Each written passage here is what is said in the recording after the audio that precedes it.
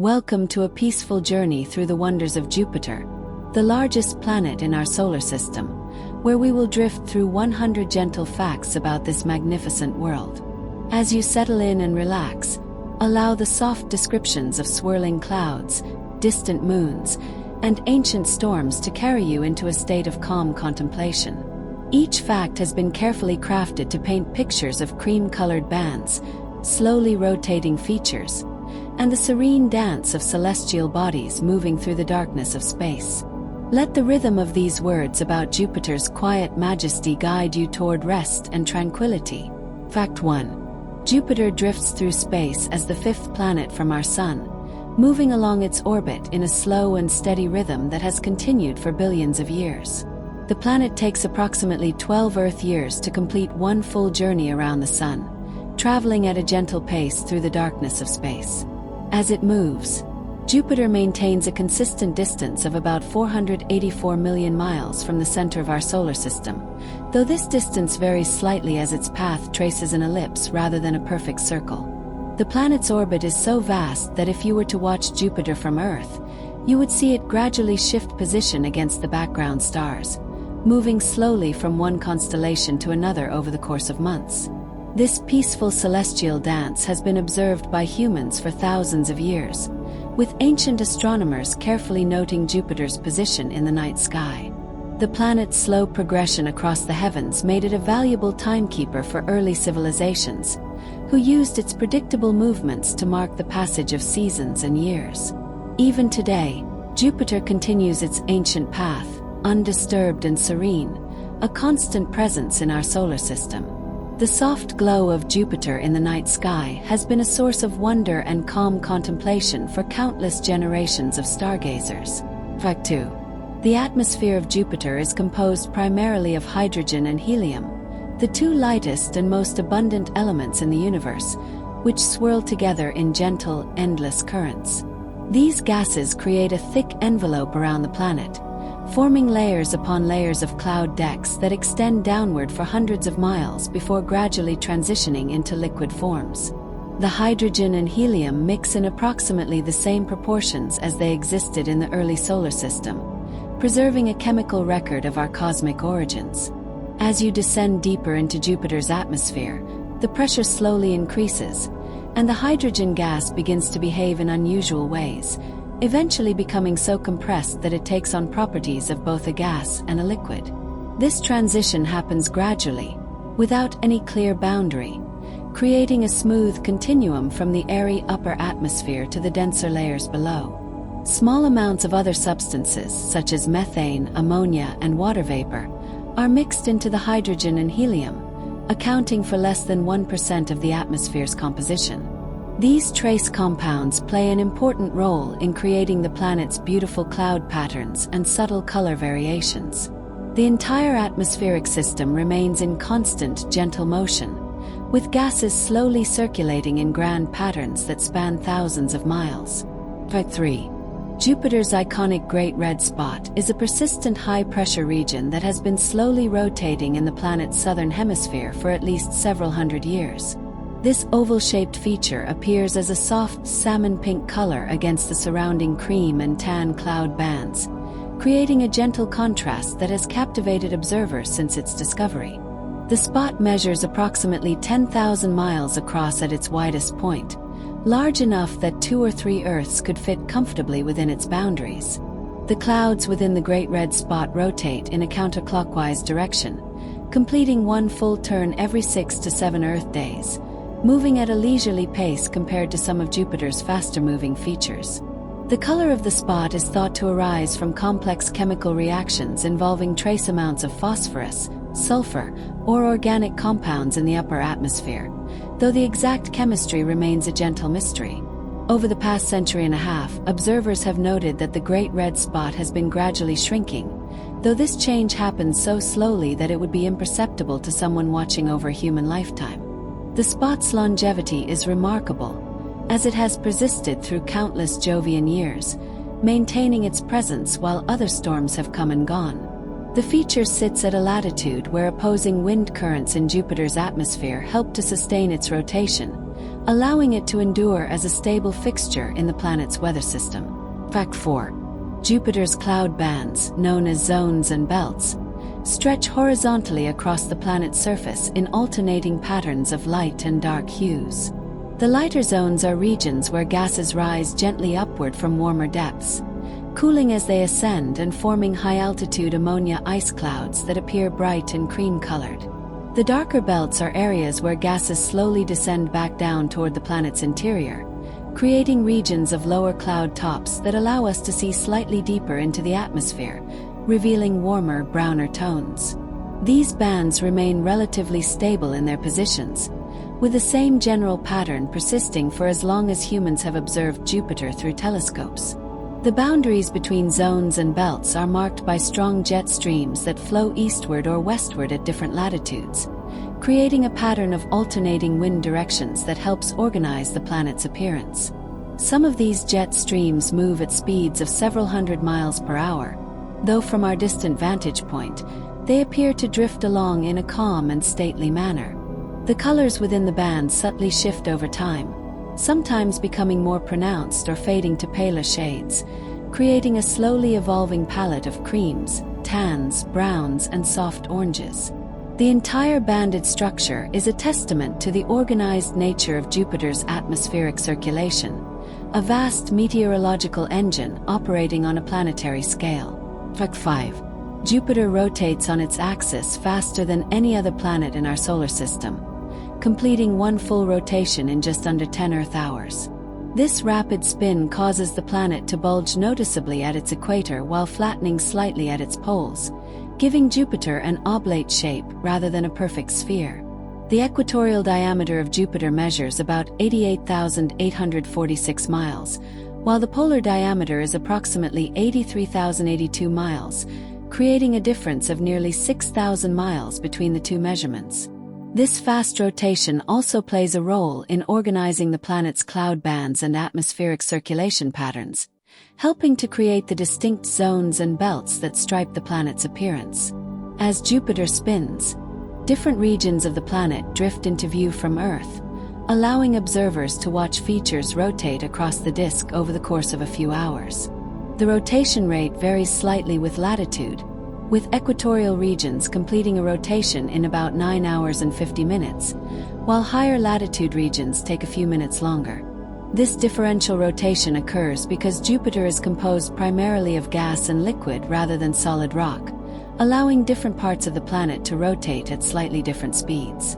The planet's rapid spin has been constant for billions of years, a fundamental characteristic that influences nearly every aspect of Jupiter's appearance and behavior. Fact 6.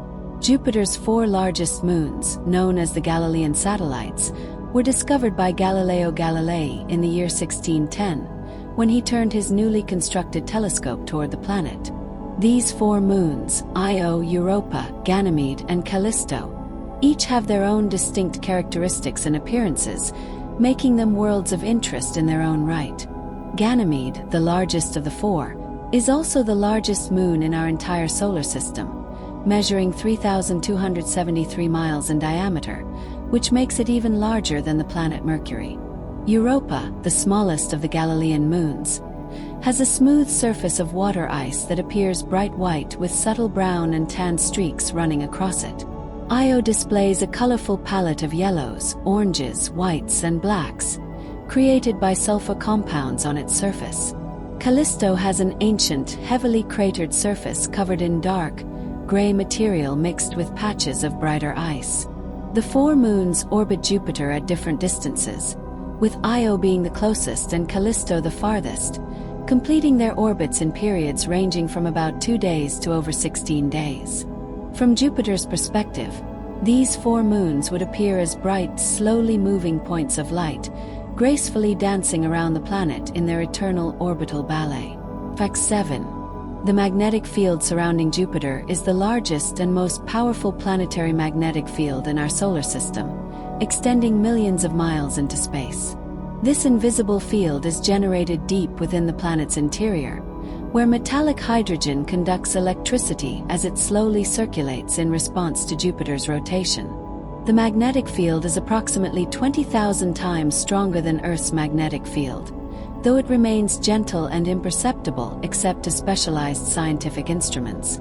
This vast magnetic environment creates a region called the magnetosphere, which envelopes Jupiter and its moons in a protective bubble that shields them from the solar wind. The magnetosphere is so large that if it were visible to the naked eye from Earth, it would appear several times larger than the full moon in our sky, despite Jupiter's tremendous distance from us. Charged particles become trapped within Jupiter's magnetic field, slowly spiraling along magnetic field lines and creating zones of radiation around the planet. The interaction between Jupiter's magnetic field and its moon Io creates a subtle electrical connection, with currents flowing between the two bodies along invisible magnetic pathways. This entire magnetic system rotates along with Jupiter, sweeping through space like a slowly turning lighthouse beam, creating a complex and dynamic environment in the space surrounding the planet. Fact 8. Jupiter's position in the solar system, beyond the asteroid belt and well away from the inner rocky planets, places it in a region where temperatures are quite cold. The average temperature at the top of Jupiter's clouds hovers around -234 degrees Fahrenheit, though this varies depending on the altitude and latitude being measured. Despite this cold upper atmosphere, the planet's interior is quite warm, with temperatures increasing steadily as you descend deeper into the dense layers of hydrogen and helium.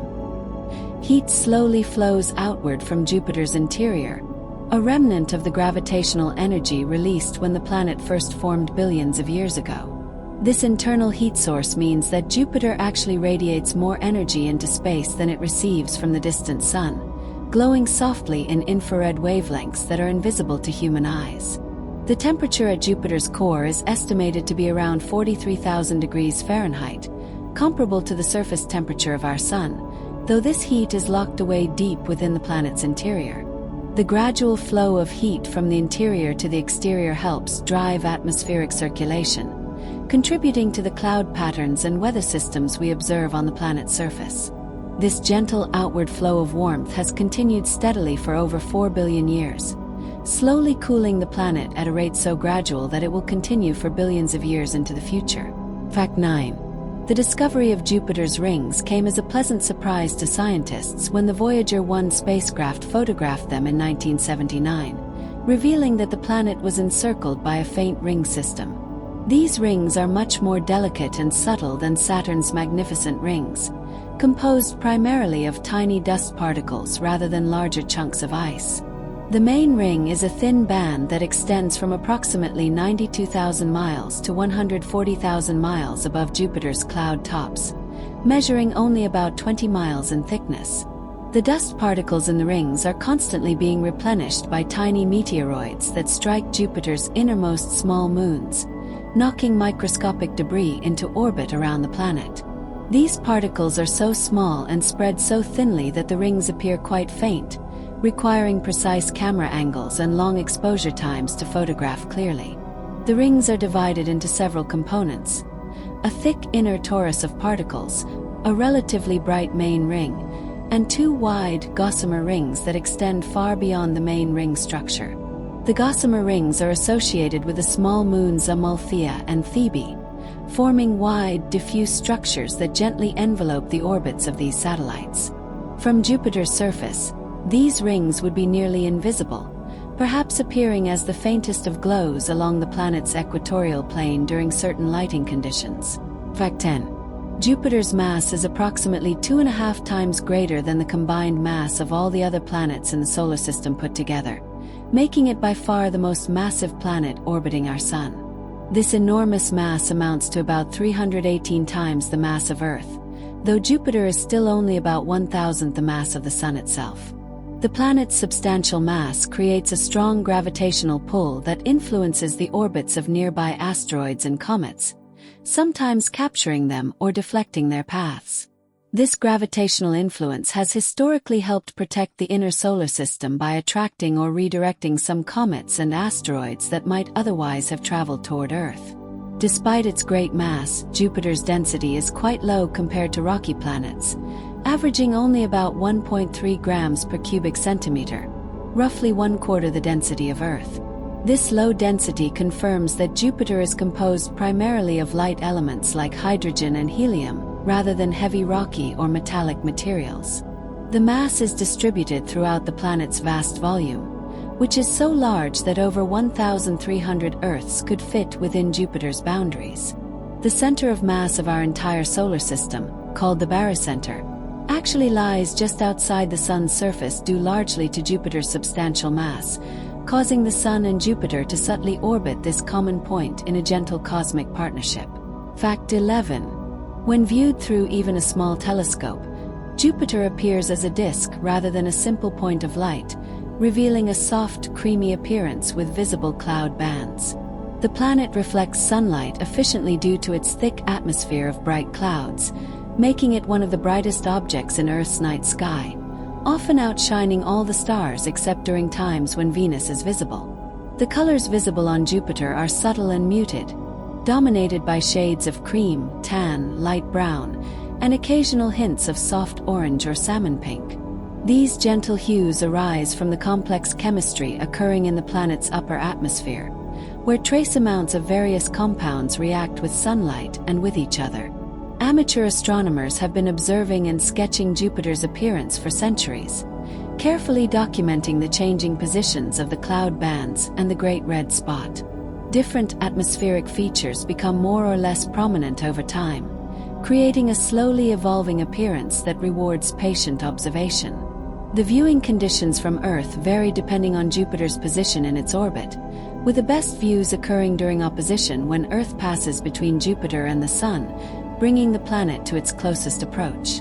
During these favorable alignments, Jupiter's apparent size increases slightly, and the planet shines brightly throughout the night, gracefully arcing across the sky from dusk to dawn. Fact 12. The name Jupiter comes from ancient Roman mythology, where Jupiter was the king of the gods, ruler of the sky and thunder, and the most important deity in the Roman pantheon.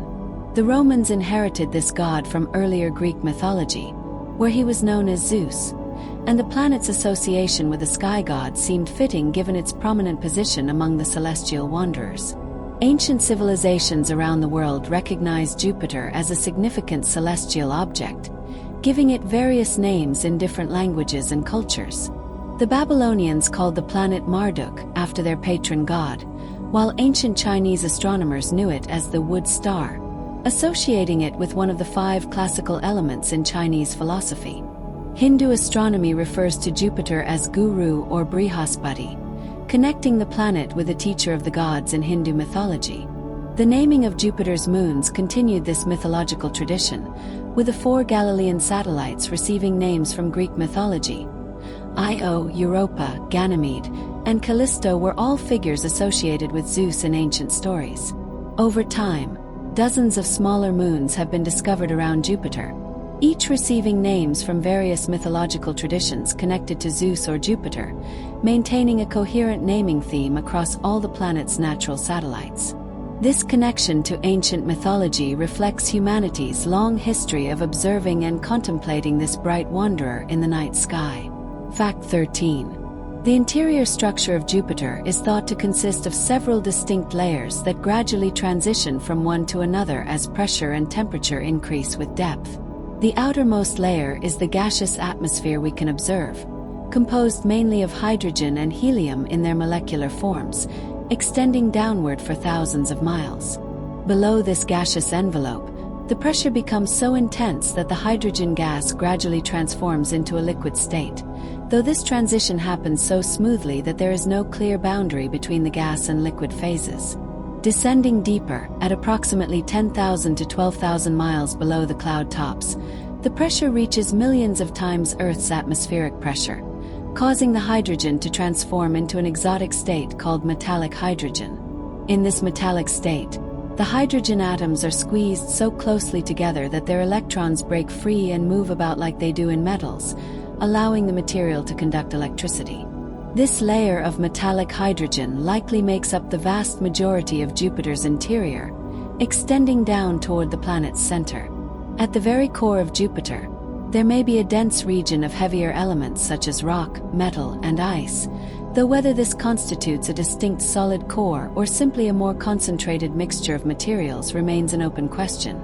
The entire interior remains in slow motion, with convection currents gradually carrying heat from the deep interior upward toward the surface, creating a ponderous circulation that operates on vast scales of time and space.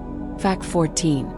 Europa, one of Jupiter's 4 large Galilean moons, presents a smooth, bright surface that appears to be composed almost entirely of water ice. The icy surface is marked with a network of long, linear features that crisscross the moon in various directions, creating a pattern reminiscent of cracks in ice.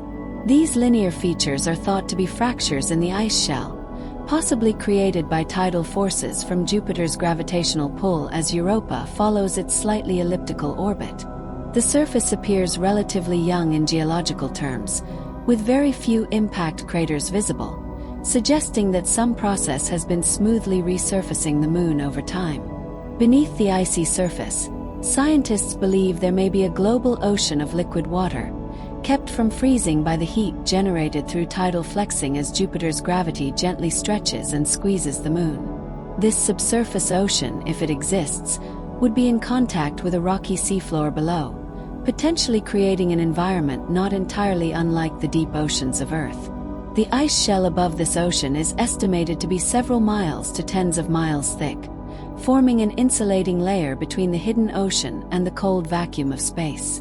Europa's surface reflects sunlight efficiently, appearing quite bright, and the ice has a subtle off-white or cream color with faint brownish streaks where some material from the interior may have reached the surface along the linear features. Fact 15. Ganymede, the largest moon orbiting Jupiter and the largest satellite in our entire solar system, has a diameter of 3,273 miles, making it larger than the planet Mercury, though not as massive due to its composition. The moon's surface displays 2 distinct types of terrain: darker, more heavily cratered regions that appear to be quite ancient, and lighter, grooved terrain that shows evidence of more recent geological activity. The grooved terrain consists of parallel ridges and valleys that extend for hundreds of miles across the surface, creating a striated pattern that speaks to some form of tectonic activity in Ganymede's past. The darker regions are saturated with impact craters of various sizes, accumulated over billions of years of exposure to meteoroids and comets wandering through the Jupiter system. Ganymede has the distinction of being the only moon in the solar system known to possess its own magnetic field, suggesting that it has a partially molten, electrically conductive core. This magnetic field creates a small magnetosphere around Ganymede, nested within Jupiter's much larger magnetosphere, providing a unique environment found nowhere else among planetary satellites.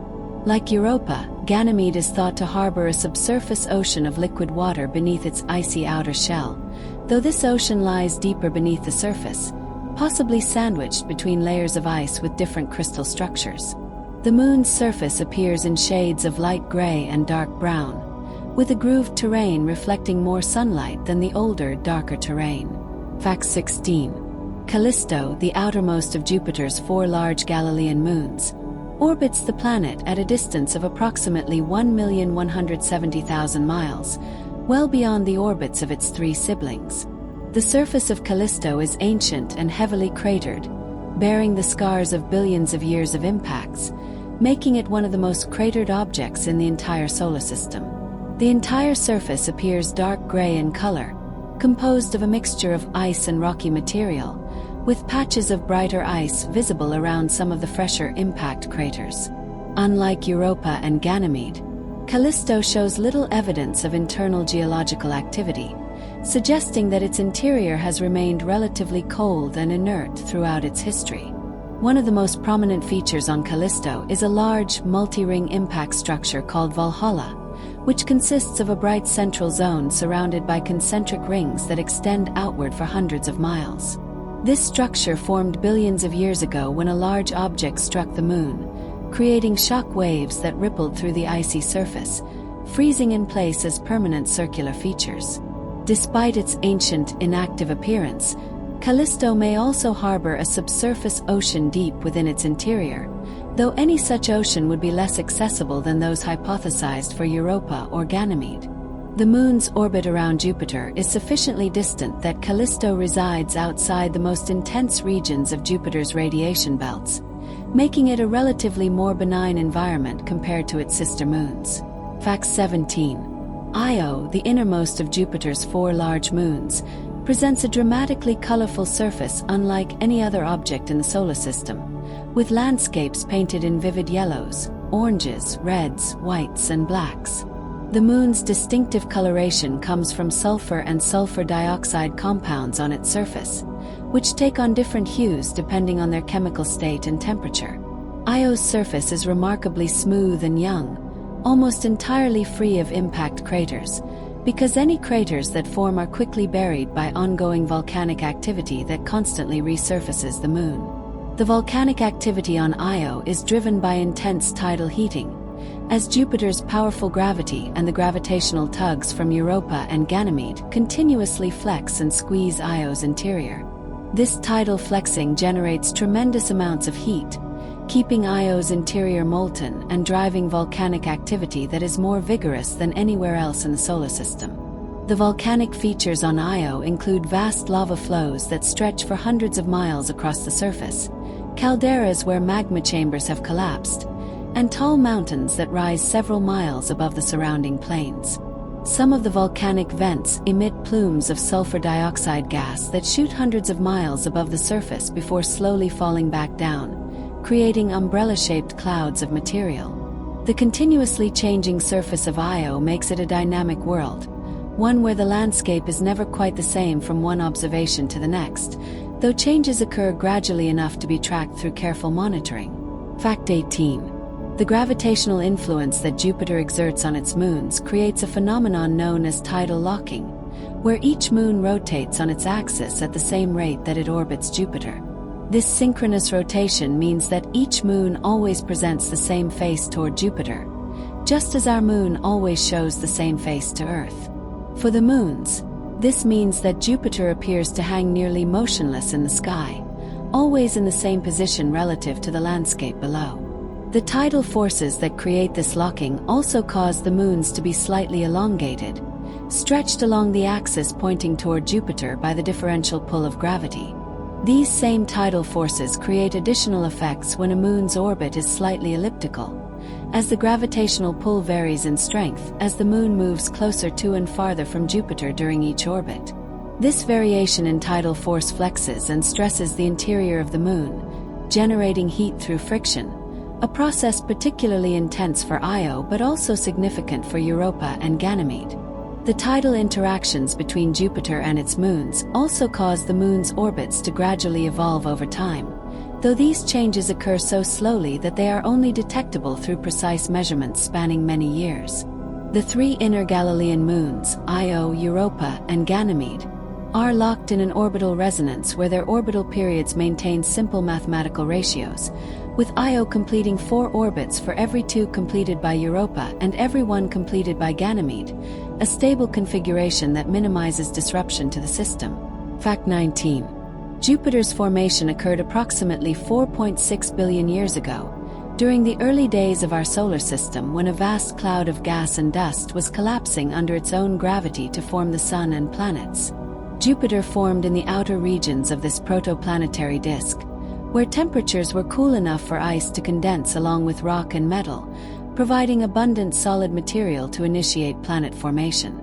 The process began with small particles of ice and rock slowly clumping together through gentle collisions, gradually building up larger and larger bodies over millions of years. Once a solid core reached a critical mass, estimated at around 10 times the mass of Earth, its gravitational pull became strong enough to rapidly attract large amounts of hydrogen and helium gas from the surrounding disk. This runaway gas accretion phase proceeded relatively quickly in cosmic terms, perhaps taking only a few million years to gather most of Jupiter's present mass. The planet continued to evolve after its formation, slowly contracting under its own gravity and radiating away the heat generated during this contraction. Some of the rocky and icy material that was present in the disk around the newly formed planet coalesced into the system of moons we observe today, while other material may have been scattered away or eventually fallen into Jupiter itself.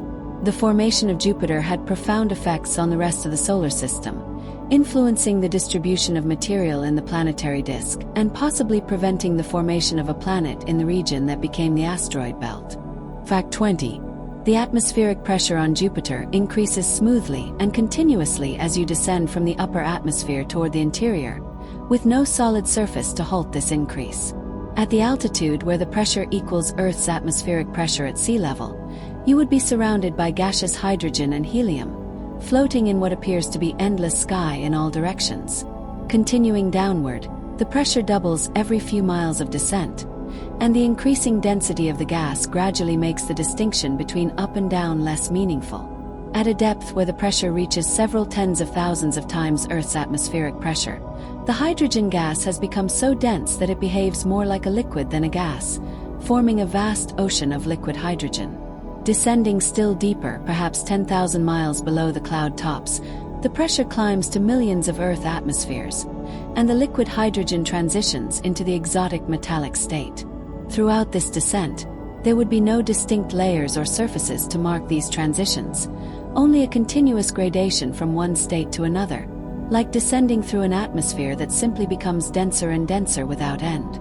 The pressure at Jupiter's core may reach 40 to 50 million times the atmospheric pressure at Earth's surface, creating conditions far more extreme than anything we can easily reproduce in laboratories.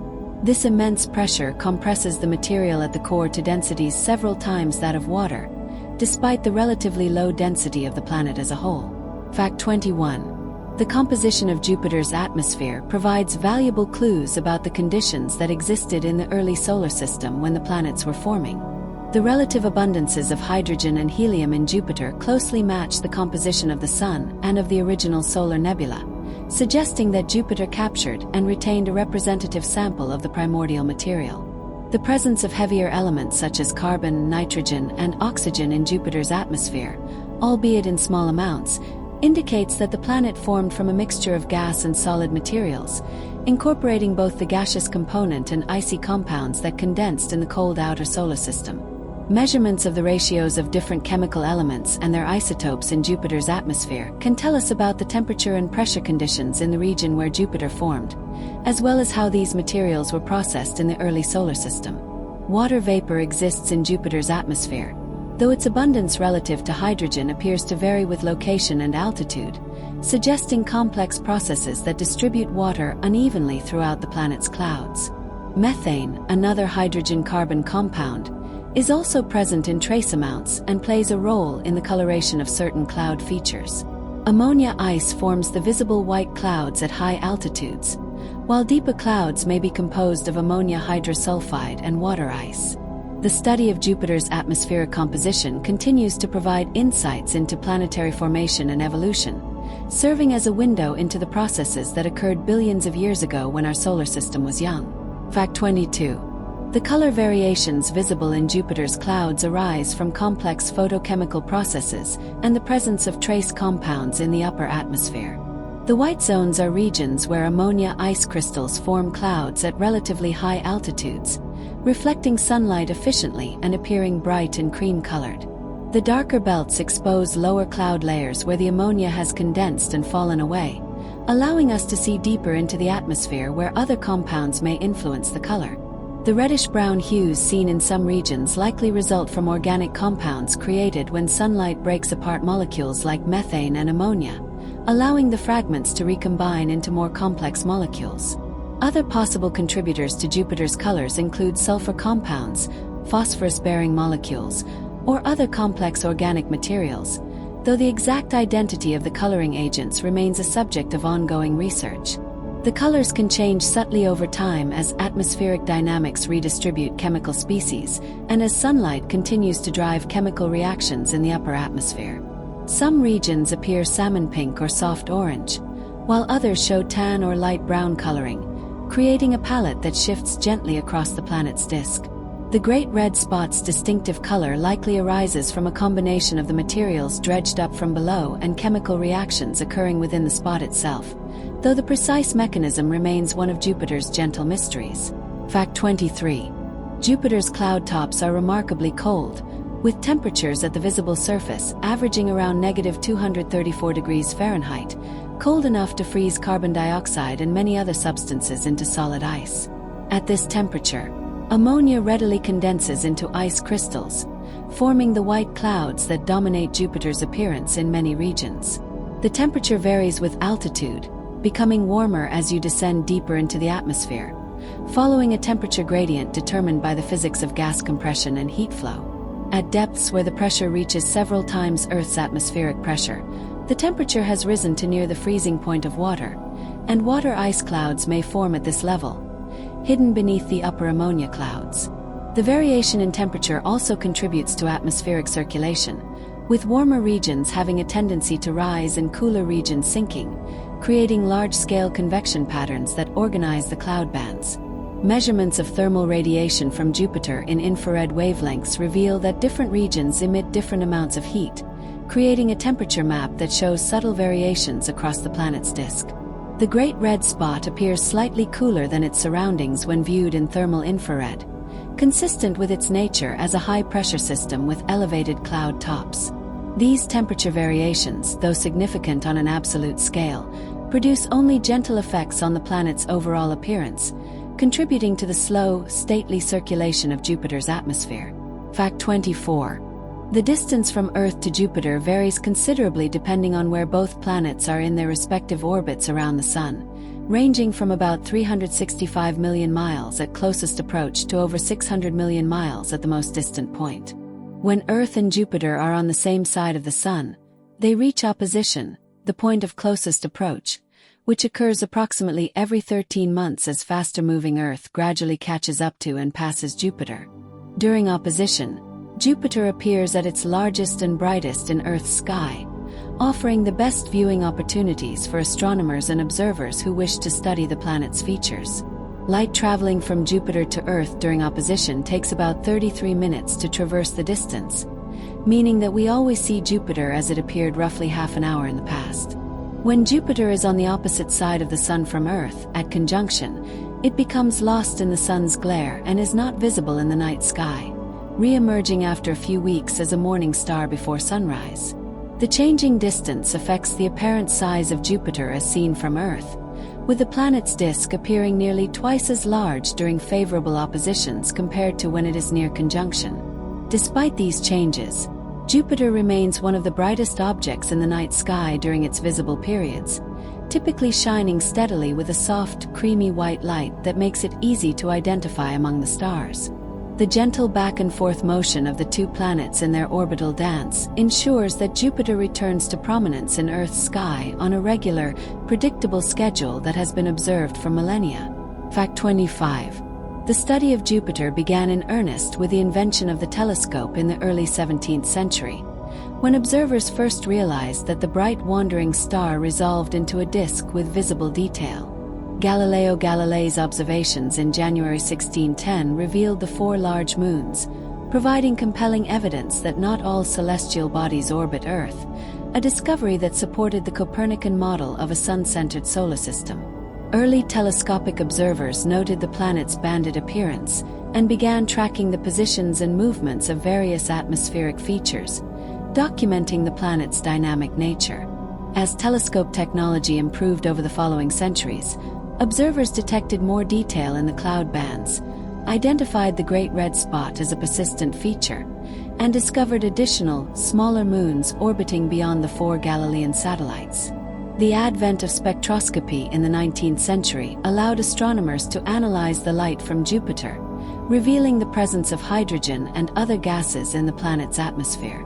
In the 20th century, telescopic observations from Earth were supplemented by spacecraft missions that provided close-up views and detailed measurements impossible to obtain from our home planet. The Pioneer and Voyager missions of the 1970s and early 1980s revolutionized our understanding by flying past Jupiter and returning thousands of images and scientific measurements. The Galileo spacecraft spent 8 years orbiting Jupiter in the 1990s and early 2000s, studying the planet and its moons in unprecedented detail and providing a wealth of data that continues to be analyzed today. Fact 26. Jupiter's influence on the solar system extends far beyond its immediate neighborhood through its substantial gravitational pull. The planet's gravity affects the orbits of asteroids in the main asteroid belt, creating gaps called Kirkwood gaps at certain distances where orbital resonances with Jupiter prevent asteroids from maintaining stable orbits. Some asteroids are captured into orbits that follow Jupiter around the Sun, clustering in two stable regions called the Trojan points, which lie 60 degrees ahead of and behind the planet in its orbit. These Trojan asteroids number in the thousands, forming two swarms of rocky bodies that share Jupiter's orbital path while maintaining a safe distance from the massive planet. Jupiter's gravity also plays a role in deflecting the paths of comets that venture into the inner solar system, sometimes capturing them into orbits around the Sun, other times sending them back out to the distant reaches of the solar system or even ejecting them from the solar system entirely. The Shoemaker-Levy 9 comet became gravitationally captured by Jupiter at some point in the past, and tidal forces from the planet eventually tore the comet into multiple fragments that impacted Jupiter's atmosphere in 1994, an event observed by astronomers around the world. This demonstrated Jupiter's role as a cosmic vacuum cleaner, attracting objects that might otherwise pose a risk to the inner planets. The gravitational interactions between Jupiter and the other giant planets, Saturn, Uranus, and Neptune, also play a subtle role in the long-term evolution of their orbits, creating variations that occur over periods of thousands to millions of years. Fact 27. The radiation belts surrounding Jupiter are zones of intense energetic particles trapped in the planet's powerful magnetic field, forming a harsh environment for spacecraft that venture close to the planet. These belts are analogous to Earth's Van Allen radiation belts but are far more intense, containing electrons and ions that have been accelerated to very high energies by various processes in Jupiter's magnetosphere. The particles become trapped in the magnetic field, spiraling back and forth along magnetic field lines while slowly drifting around the planet in a process that can take days to weeks to complete one circuit. The radiation is most intense in regions close to Jupiter, particularly in the orbit of Io, which contributes additional material to the radiation environment through its volcanic activity. Spacecraft traveling through these regions must be carefully designed with radiation-hardened electronics and shielding to protect sensitive instruments from the damaging effects of high-energy particles. The particles in the radiation belts emit radio waves as they spiral along magnetic field lines, creating bursts of radio noise that can be detected by radio telescopes on Earth, providing a remote way to study Jupiter's magnetic field and radiation environment. The interaction between the radiation belts and Jupiter's moons is complex, with the moons creating gaps or disturbances in the belts as they sweep through the radiation environment on each orbit. Despite the harsh conditions, this radiation environment is simply another facet of Jupiter's complex electromagnetic system, a natural consequence of the planet's strong magnetic field and its interaction with the solar wind. Fact 28. Jupiter's orbital period of approximately 11.86 Earth years means that the planet moves slowly through the zodiac constellations as viewed from Earth, spending roughly 1 year in each constellation along its path. Ancient astronomers noted this slow, stately progression and used Jupiter's position as a marker for tracking the passage of years, creating a 12-year cycle that influenced various cultural and astrological traditions. The planet's orbital velocity averages about 8 miles per second, which seems quite fast in absolute terms but translates to a leisurely pace when measured against the vast scale of its orbital circumference. The slight ellipticity of Jupiter's orbit means that its distance from the Sun varies from about 460 million miles at perihelion, closest approach, to about 508 million miles at aphelion, farthest point, a variation of roughly 10%. This orbital eccentricity is small compared to some other planets, contributing to the relative stability and regularity of Jupiter's orbit over time. The orbital plane of Jupiter is tilted only slightly with respect to Earth's orbital plane, by about 1.3 degrees, meaning that Jupiter appears to move along a path in Earth's sky that closely follows the ecliptic, the apparent path of the Sun through the constellations. This predictable motion has made Jupiter a reliable celestial timekeeper throughout human history, with its positions recorded in astronomical texts dating back thousands of years to ancient Babylonian clay tablets. The planet's return to the same position in the sky every 12 years creates a rhythm that has resonated through cultures and civilizations across the millennia. Fact 29. The axial tilt of Jupiter is remarkably small, measuring only about 3.1 degrees from perpendicular to its orbital plane, which means the planet experiences almost no seasonal variation in sunlight distribution. The Sun illuminates Jupiter's hemispheres nearly equally throughout the planet's orbit, maintaining consistent conditions year-round that do not change with the seasons as they do on Earth. This minimal tilt, combined with Jupiter's internal heat source, means that the temperature and climate on Jupiter are determined primarily by atmospheric dynamics and internal heat flow rather than by solar heating patterns. The small axial tilt also means that Jupiter's poles receive less intense sunlight than its equator, creating a gentle temperature gradient from equator to poles that influences atmospheric circulation patterns. Despite the lack of seasonal changes, Jupiter's atmosphere displays its own variations over time, with cloud features appearing, evolving, and occasionally fading over periods of months to years. The stable orientation of Jupiter's rotation axis has persisted for billions of years, maintained by the planet's rapid rotation and substantial mass, which resist perturbations that might otherwise cause the axis to wobble or precess. Observations of Jupiter from Earth show the planet's disk with roughly the same orientation throughout the year, with the equatorial cloud bands presented nearly edge-on to our view regardless of the time of year. This geometric simplicity makes Jupiter somewhat easier to study than planets with larger axial tilts, as there is no need to account for seasonal variations when analyzing the planet's atmospheric behavior. Fact 30.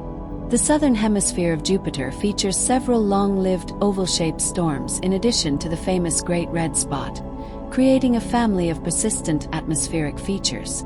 These smaller ovals appear white or light-colored and represent high-pressure systems similar in structure to the Great Red Spot, though smaller in size and lighter in color.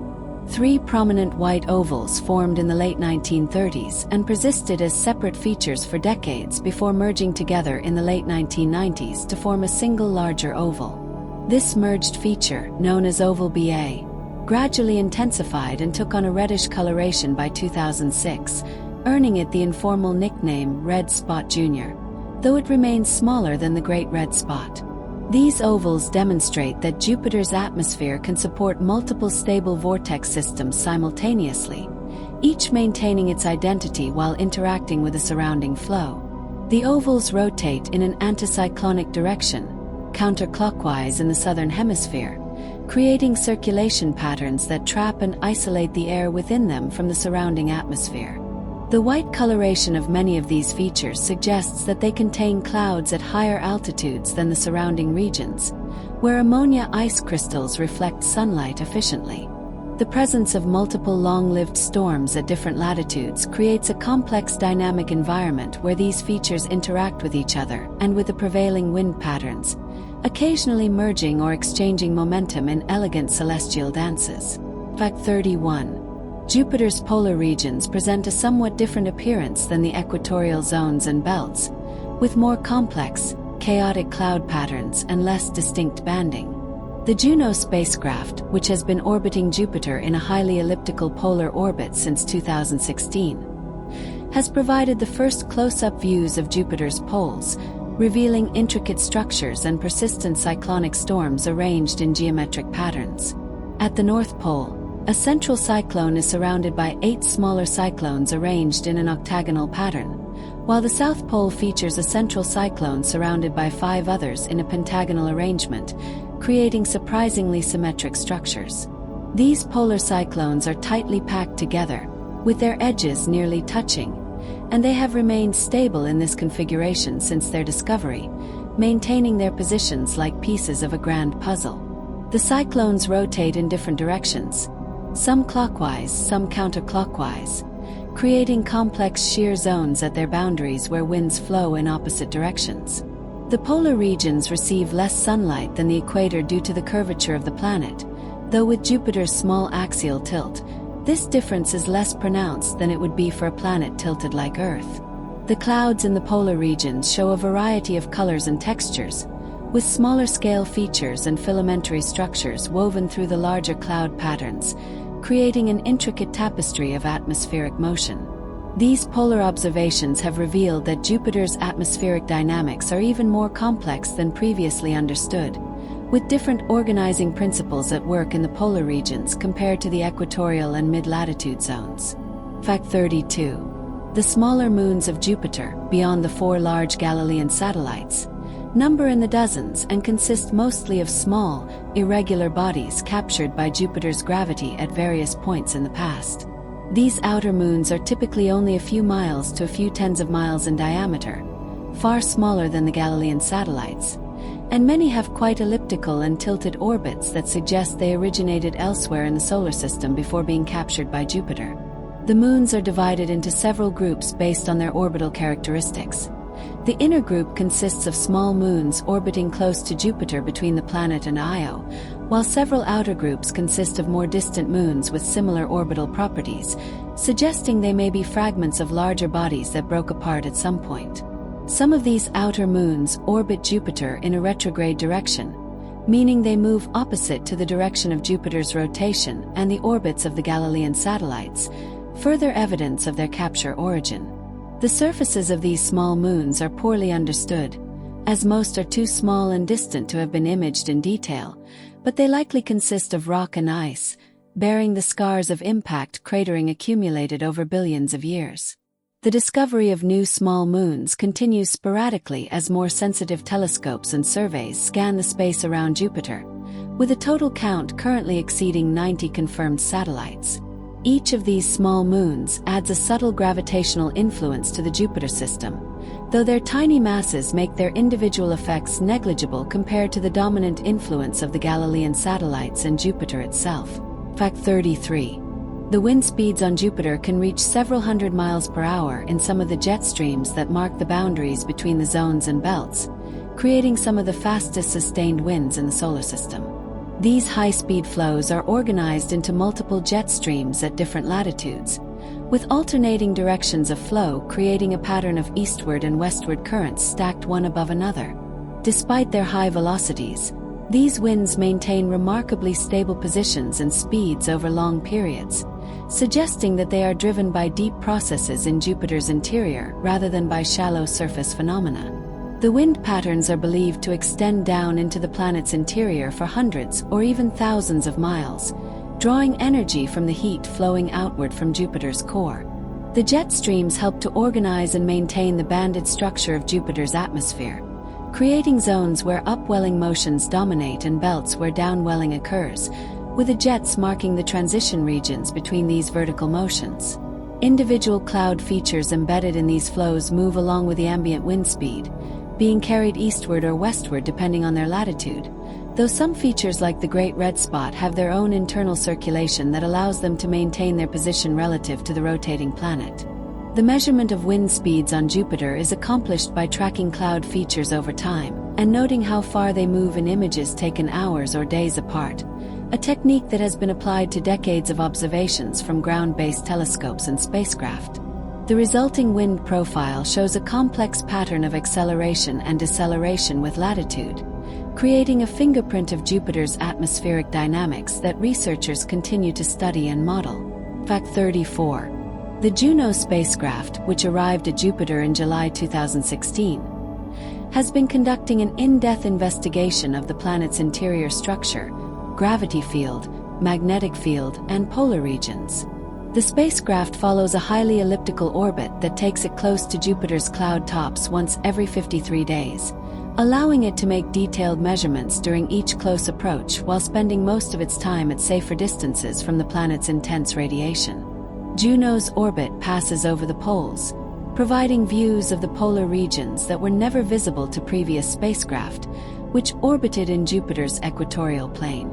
The spacecraft's instruments measure subtle variations in Jupiter's gravity field as it flies past, allowing scientists to infer details about the distribution of mass within the planet's interior and how deeply the atmospheric jets extend. Measurements of Jupiter's magnetic field at different locations have revealed that it is more irregular and complex than previously thought, with strong magnetic regions and weaker regions creating a varied magnetic landscape. Juno also carries a camera that has captured stunning images of Jupiter's clouds, storms, and atmospheric features in visible light, revealing textures and colors in exquisite detail. The mission has observed lightning strikes in Jupiter's atmosphere, detected signatures of water in different regions, and measured the concentrations of ammonia at various depths using microwave radiation. Juno's observations continue to expand our understanding of Jupiter, answering some long-standing questions while raising new ones that will require further study and future missions to address. Fact 35. The clouds of Jupiter are arranged in 3 main layers based on the condensation temperatures of different compounds in the atmosphere. The uppermost visible layer consists of ammonia ice clouds that form at temperatures around -150 degrees Celsius, creating the white zones and contributing to the bright, reflective appearance of many regions. Below this ammonia layer, at deeper levels where the pressure is higher and the temperature has risen to about -50 degrees Celsius, clouds of ammonium hydrosulfide likely form, though these are typically hidden beneath the upper ammonia clouds. At still greater depths, where temperatures reach around 0 degrees Celsius, water ice and liquid water droplets can condense to form water clouds, though these too are concealed beneath the layers above and are not directly visible from outside the atmosphere. This 3-layer cloud structure is analogous to the multiple cloud decks found in Earth's atmosphere, though the specific chemical compounds involved are different due to Jupiter's hydrogen-rich composition. The colors we see on Jupiter are influenced by which cloud layer is visible from above, with regions of descending air allowing us to see deeper into the atmosphere where lower clouds or even clear gas may be present. Trace amounts of colored compounds mixed into or formed in these cloud layers provide the subtle hues that distinguish different regions, with the exact nature and origin of these coloring agents still being actively researched. The vertical structure of the clouds also affects atmospheric dynamics, as condensation and evaporation of cloud materials release or absorb heat, influencing convection and the formation of storms. Fact 36. The rotation of Jupiter creates a significant centrifugal effect that works against the planet's gravity, particularly at the equator where the rotation velocity is highest. This outward force contributes to the equatorial bulge, making Jupiter's equatorial diameter about 6,000 miles larger than its polar diameter, and giving the planet its distinctly oblate shape.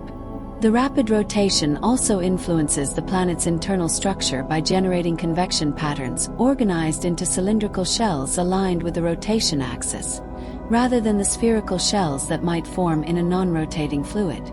Computer models of Jupiter's interior suggest that the observed wind patterns at the surface may extend deep into the planet, with the same cylindrical convection cells driving both the deep interior flows and the visible cloud motions.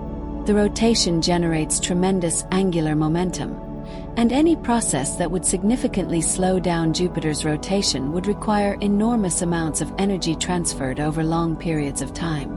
In practice, Jupiter's rotation has remained essentially constant throughout its history, with only minuscule changes occurring due to the gradual infall of material like meteoroids or the subtle effects of tidal interactions with its moons.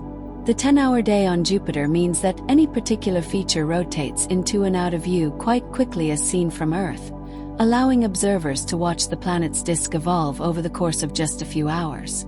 This rapid rotation was one of the first properties of Jupiter to be measured accurately in the 17th century, when observers timed the reappearance of features to determine the rotation period, a relatively straightforward measurement that provided important information about the planet's nature.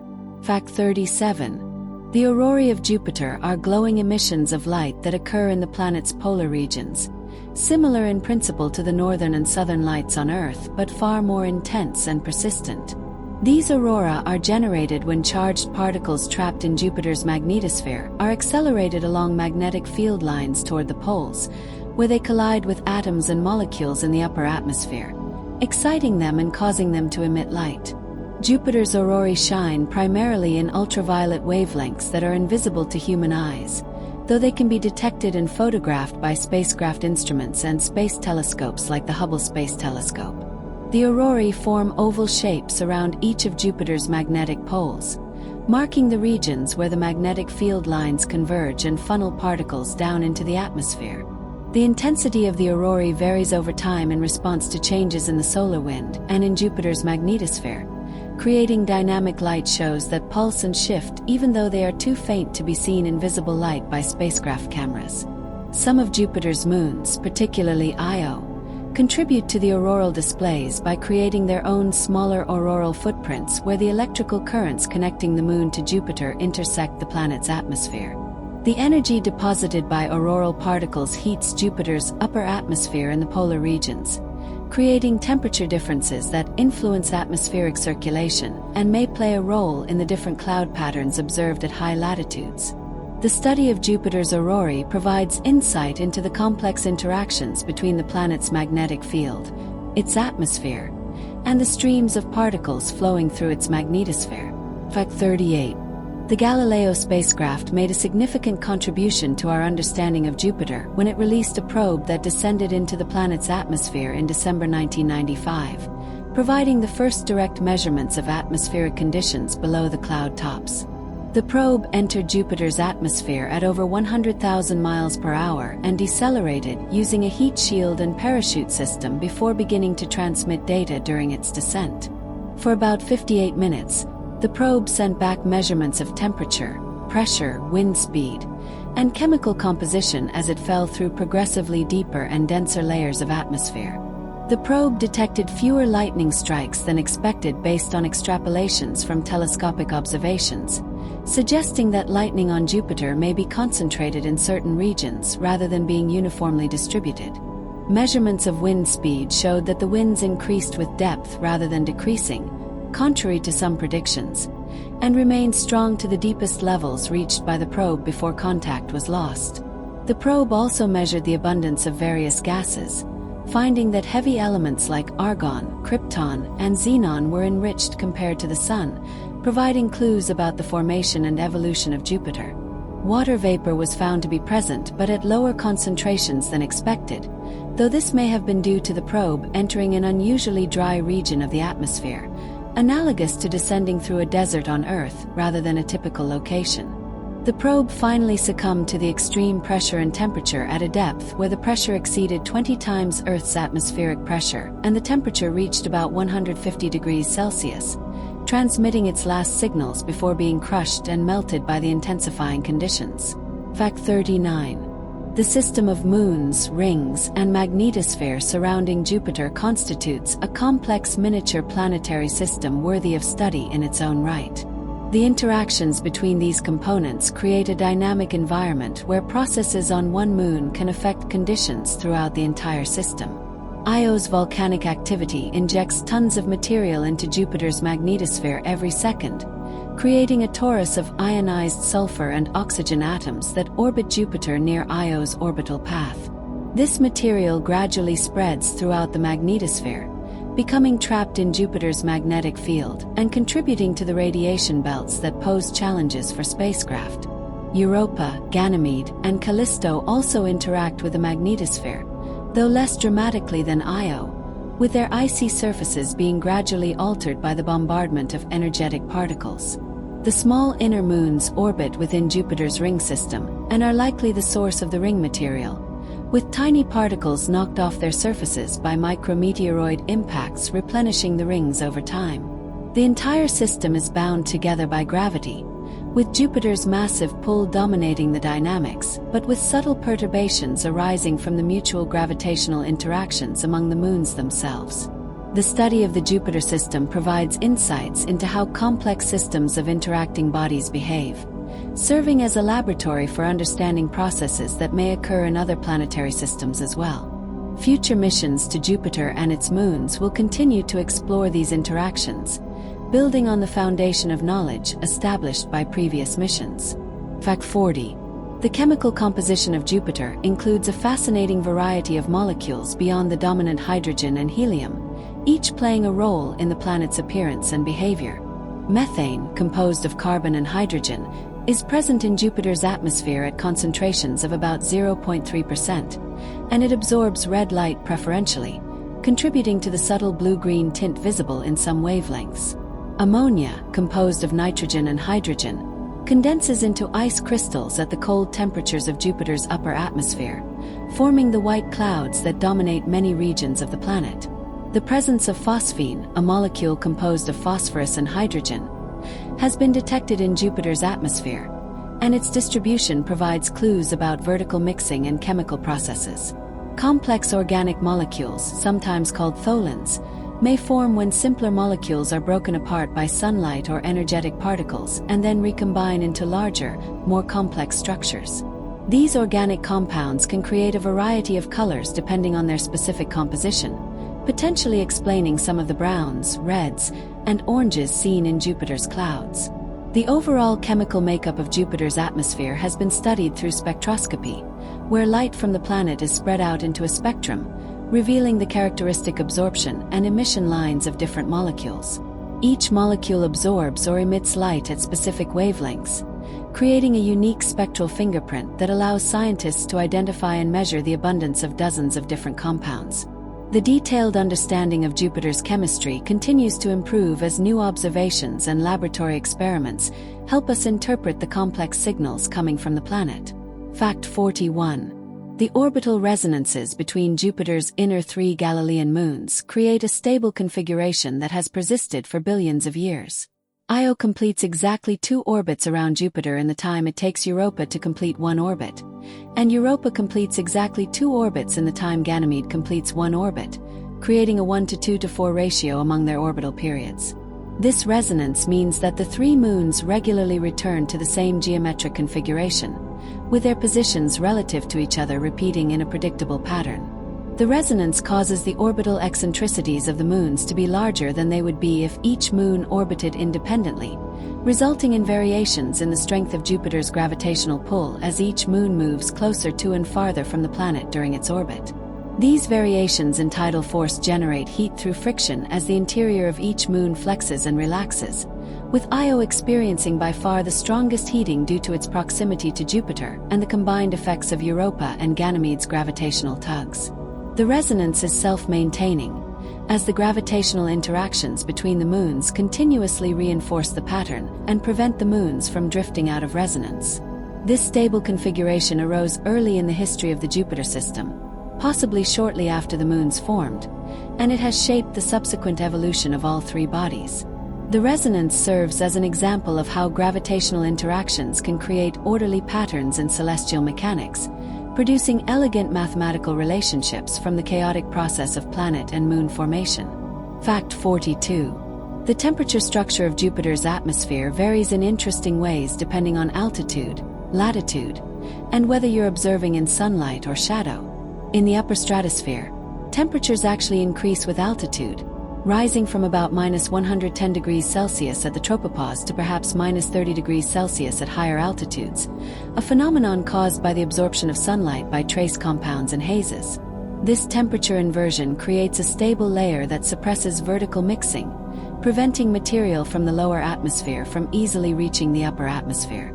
At the poles, interactions between Jupiter's atmosphere and the charged particles that create the aurora deposit additional energy, heating the upper atmosphere to even higher temperatures than would be expected from sunlight alone.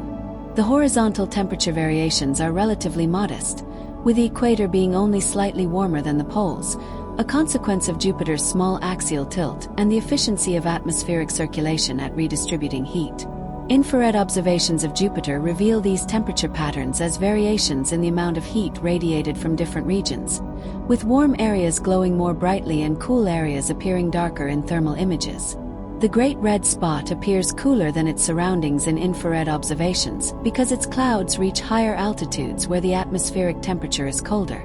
The study of temperature variations helps scientists understand the energy balance of Jupiter's atmosphere, tracking how energy from sunlight and internal heat is absorbed, transported, and radiated back into space.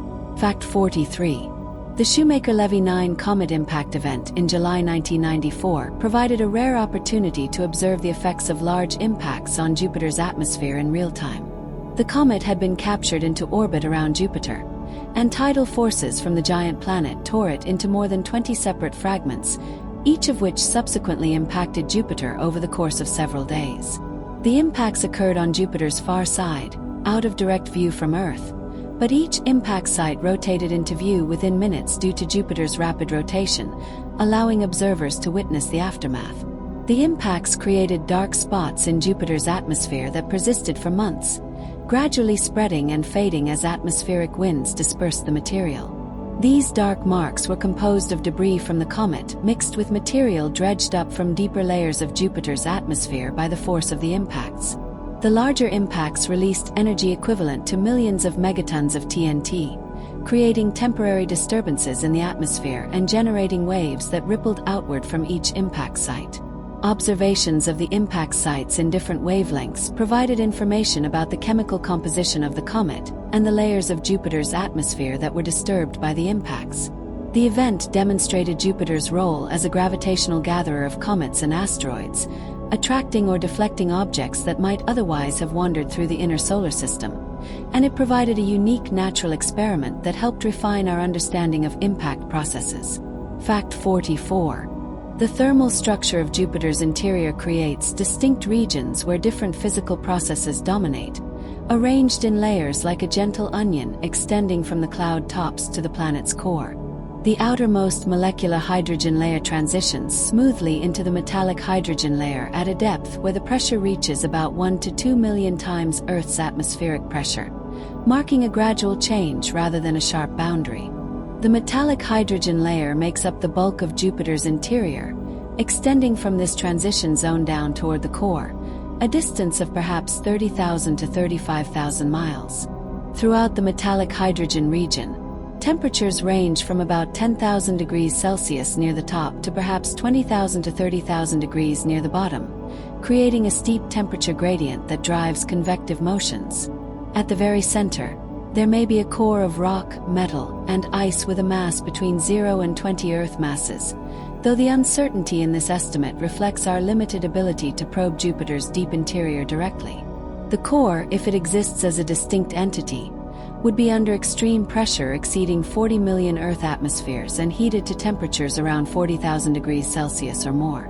The boundary between the core and the overlying metallic hydrogen may be diffuse rather than sharp, with heavy elements gradually mixing upward into the hydrogen envelope over billions of years. The slow convective motions in the metallic hydrogen layer transport heat from the interior toward the surface, while also generating the electrical currents that create Jupiter's powerful magnetic field through a process analogous to a dynamo. Fact 45. The appearance of Jupiter varies somewhat depending on which wavelength of light is used to observe it, with each wavelength revealing different aspects of the planet's structure and composition.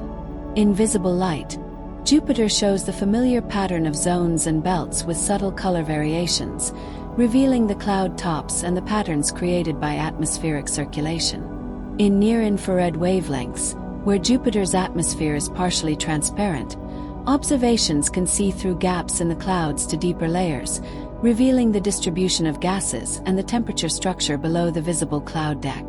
In thermal infrared wavelengths, around 5 to 20 microns, Jupiter glows with its own heat, and images reveal temperature variations across the planet's disk, with warm regions appearing bright and cool regions appearing dark. Observations in ultraviolet light show different features, emphasizing high-altitude hazes and the distribution of compounds that absorb UV radiation, while also revealing Jupiter's aurorae near the poles. Radio observations detect the emission from charged particles in Jupiter's radiation belts and magnetosphere, providing information about the planet's magnetic field and the population of energetic particles surrounding the planet. Each wavelength regime offers a different window into Jupiter's complex atmosphere and magnetosphere, and combining observations across multiple wavelengths provides a more complete picture than could be obtained from any single wavelength alone. The development of increasingly sophisticated instruments covering broader ranges of the electromagnetic spectrum has progressively enhanced our understanding of Jupiter's multi-layered atmosphere and dynamic weather systems. Fact 46. The study of lightning on Jupiter has revealed that it occurs primarily in the planet's wet convective regions, where water clouds form at depth and strong updrafts carry water droplets upward, creating charge separation similar to thunderstorms on Earth. The lightning flashes on Jupiter are similar in energy to the strongest lightning bolts on Earth, releasing bursts of optical and radio emission that can be detected by spacecraft instruments and occasionally by ground-based radio telescopes. The Voyager spacecraft detected radio bursts consistent with lightning, and later missions including Galileo, Cassini, and Juno have imaged optical flashes and measured the radio emissions in more detail. The distribution of lightning is not uniform across Jupiter's surface but instead concentrates in certain latitude bands and regions, suggesting that water abundance and atmospheric instability vary from place to place. Lightning flashes appear to be less frequent on Jupiter than on Earth when normalized by surface area, but this may reflect the difficulty of detecting all lightning events rather than a true absence of electrical activity. The lightning serves as a tracer of deep convection, marking regions where strong vertical motions are transporting heat and moisture upward from the water cloud layer. The study of where lightning occurs and how often helps scientists understand the distribution of water in Jupiter's atmosphere, as well as the dynamics of convection and storm formation. Each lightning flash represents a momentary electrical discharge that briefly illuminates the clouds, creating a fleeting glimpse into the violent convective processes hidden beneath Jupiter's serene outward appearance. Fact 47. The mass distribution within Jupiter has been studied through precise measurements of the planet's gravitational field, which reveals subtle deviations from what would be expected for a perfectly uniform sphere. These deviations, called gravitational moments or harmonics, reflect how mass is distributed at different depths and latitudes within the planet, providing clues to the internal structure. Jupiter's gravitational field is dominated by its large mass, but the oblateness of the planet creates additional terms in the gravitational potential, and higher-order terms reflect even more subtle details about the interior. The Juno spacecraft has measured these gravitational harmonics to unprecedented precision, revealing that the atmospheric jet streams extend downward for approximately 1,800 to 2,000 miles before fading into the deeper interior. This finding suggests that the organized flows we see at the cloud tops are connected to deeper motions driven by convection in the molecular hydrogen layer, while below about 2,000 miles depth, the interior rotates more uniformly. The measurements also constrain the possible mass and size of Jupiter's core, though ambiguities remain because different combinations of core mass and composition can produce similar gravitational signatures. The gravitational moments change slightly over time as mass is redistributed within the planet through atmospheric motions and deep convection, though these changes are extremely small and require very precise measurements over many years to detect. The study of Jupiter's gravity field continues to be refined with each pass of the Juno spacecraft, gradually building up a more detailed picture of the planet's interior structure. Fact 48. The concept of Jupiter as a failed star is a common but somewhat misleading description, as Jupiter is fundamentally a planet that formed through different processes than stars and never approached the conditions necessary for nuclear fusion. A star forms when a massive cloud of gas collapses under its own gravity until the core becomes hot and dense enough to initiate hydrogen fusion, a process that requires a mass at least 80 times that of Jupiter. Jupiter, with only about 1,000th the mass of the Sun, never came close to reaching the critical mass needed for fusion, and its formation process was different, building up from solid cores and accumulating gas rather than collapsing from a purely gaseous cloud. However, Jupiter does share some characteristics with small stars, including composition dominated by hydrogen and helium, internal heat production, and a powerful magnetic field.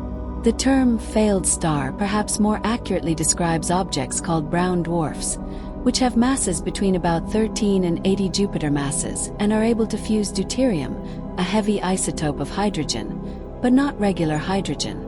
Jupiter releases heat into space through the gradual contraction and cooling of its interior, a process that will continue for billions of years, slowly diminishing the planet's internal temperature and heat output.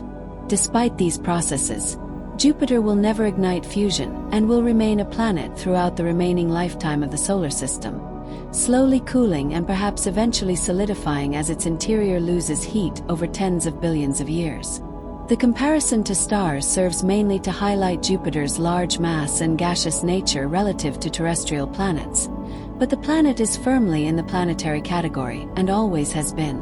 Fact 49. The cloud patterns on Jupiter display a remarkable variety of structures at different scales, from the planet-wide zones and belts down to small, turbulent features visible only in high-resolution images. The largest features are the zones and belts themselves, stretching horizontally across tens of thousands of miles, organized by the atmospheric jet streams at their boundaries.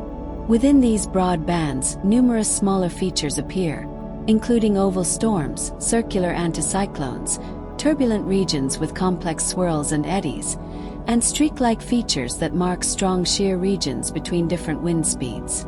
Some features are long-lived and maintain their identity for years or decades, while others appear and disappear within weeks or months, highlighting the dynamic nature of Jupiter's weather. The Great Red Spot is accompanied by several other persistent anticyclonic ovals in its latitude band, though none have endured as long or grown as large as the Great Red Spot itself. Dark spots occasionally appear and then fade away, sometimes associated with impacts from comets or asteroids, other times representing deep convective outbreaks that temporarily punch through the overlying cloud layers.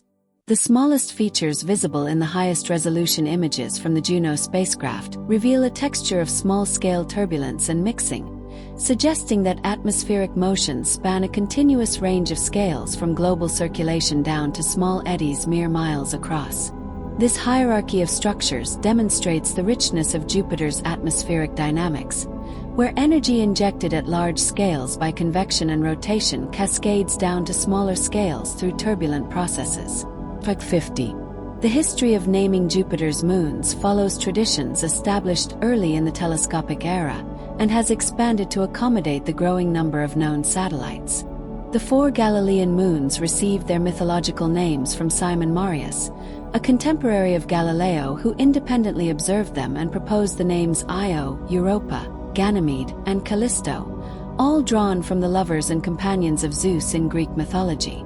As additional small moons were discovered in the 20th century, the naming convention continued to draw from figures associated with Zeus/Jupiter in Greek and Roman mythology, including the lovers, descendants, and attendants of the king of the gods.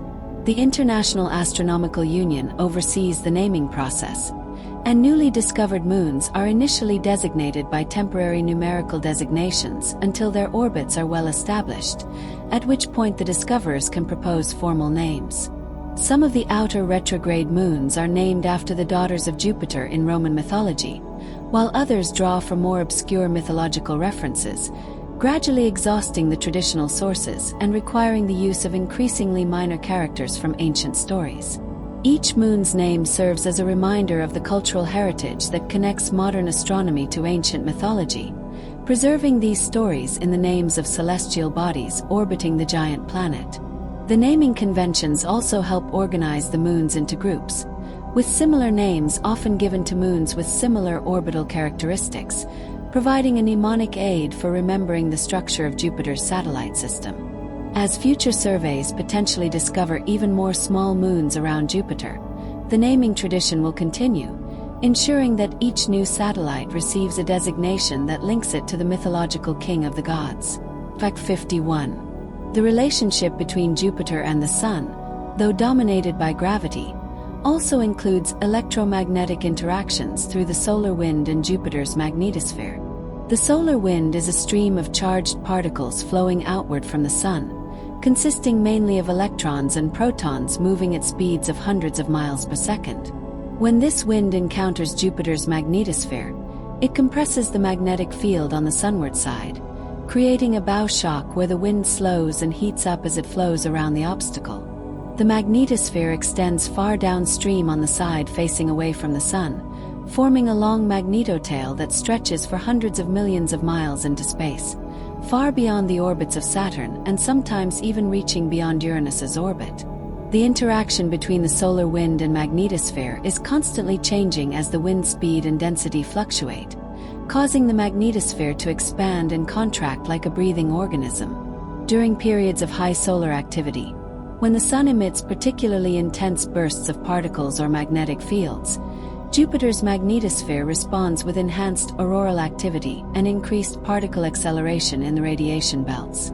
The solar wind also gradually removes material from Jupiter's magnetosphere through processes occurring in the magnetotail, carrying away the sulfur and oxygen ions that Io has injected into the system.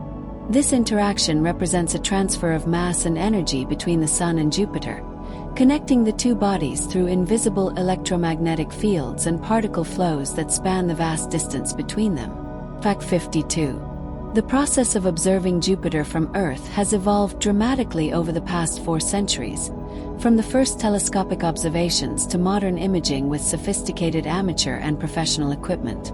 Early observers sketched what they saw by hand, carefully recording the positions and appearances of features like the Great Red Spot and the positions of the Galilean moons. The development of photography in the 19th century allowed for permanent records of Jupiter's appearance, though early photographic techniques required long exposures and produced relatively low-resolution images. The 20th century brought improved telescopes, better cameras, and the ability to take images through different filters to isolate specific wavelengths of light, revealing details about Jupiter's atmospheric composition and temperature structure.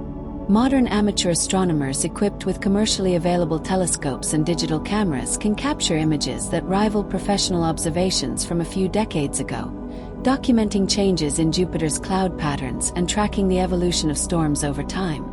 Professional observatories use large telescopes equipped with adaptive optic systems that compensate for the blurring effects of Earth's atmosphere, producing images nearly as sharp as those from spacecraft.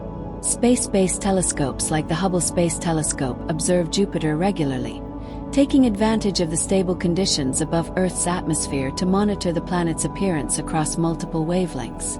These ground-based and space-based observations complement the close-up views from spacecraft, providing continuous monitoring over timescales that span decades, documenting the slow evolution of Jupiter's atmosphere and the gradual changes in features like the Great Red Spot. Fact 53. The influence of Jupiter on the architecture of our solar system began during the planet formation era and continues to shape the distribution of small bodies today. Jupiter's formation in the outer solar system had profound effects on the distribution of solid material in the protoplanetary disk, preventing the formation of a large planet in the region between Mars and Jupiter that we now call the asteroid belt. The gravitational perturbations from Jupiter excited the orbits of planetesimals in this region, causing them to collide at higher velocities and fragment rather than accumulate into larger bodies, leaving behind a population of asteroids rather than a single large planet. Jupiter's presence also influenced the delivery of water and organic materials to the inner solar system, as the planet's gravity deflected comets and asteroids onto paths that could intersect the orbits of the terrestrial planets. The gravitational interactions between Jupiter and the other giant planets, Saturn, Uranus, and Neptune, may have led to orbital migrations early in solar system history, with these planets moving inward or outward from their formation locations, a process that would have dramatically reshaped the distribution of material throughout the outer solar system. These migrations could have scattered populations of small icy bodies, some of which were ejected to form the distant Kuiper belt and Oort cloud, while others may have been flung inward to impact the terrestrial planets during a period called the Late Heavy Bombardment. Jupiter continues to influence the orbits of asteroids and comets today, maintaining gaps in the asteroid belt at resonance locations and occasionally capturing comets into temporary orbits around the Sun in the inner solar system. The planet's gravitational reach extends throughout the solar system, making Jupiter an architect whose influence has shaped the layout and evolution of our planetary neighborhood. Fact 54. The energy balance of Jupiter involves a fascinating interplay between the sunlight the planet receives, the heat it retains from its formation and ongoing contraction, and the radiation it emits into space. The planet receives about 4% of the solar energy that Earth receives per unit area due to its greater distance from the Sun, amounting to relatively modest heating from sunlight. Despite this weak solar input, Jupiter radiates about 1.7 times as much energy into space as it receives from the Sun, indicating that it has an internal heat source independent of solar heating. This internal heat is a remnant of the planet's formation, when gravitational energy was converted to heat as material fell together to form Jupiter, and it continues to be supplemented by the gradual contraction of the planet's interior as it slowly cools over billions of years. The contraction proceeds at a rate of perhaps a few centimeters per year in the planet's radius, imperceptibly slow but sufficient to generate a significant flow of heat over time. The heat flows outward through the planet's interior by convection, with warmer material rising and cooler material sinking in grand circulation patterns that span the entire interior. This internal heat contributes to atmospheric circulation and weather patterns, providing energy that supplements the solar heating and drives some of the observed cloud features and storms. The balance between incoming solar radiation, internal heat generation, and outgoing thermal radiation determines the overall temperature structure of Jupiter's atmosphere and plays a crucial role in shaping the planet's appearance and behavior. Over billions of years, Jupiter will continue to slowly cool and contract, gradually reducing its internal heat output, though the timescale for this cooling is so long that the changes are negligible over human timescales or even over the entire history of human civilization. Fact 55. The orbital dynamics of Jupiter's moon system create complex patterns of gravitational interactions that have shaped the satellite's orbits and physical properties over billions of years. The inner Galilean moons are tidally locked to Jupiter, always presenting the same face toward the planet, and their orbits are nearly circular and lie in Jupiter's equatorial plane, creating a neat, orderly arrangement. The tidal forces from Jupiter cause friction in the interiors of these moons as they flex in response to variations in the gravitational pull, with this tidal heating being most intense for Io and less significant for the more distant satellites.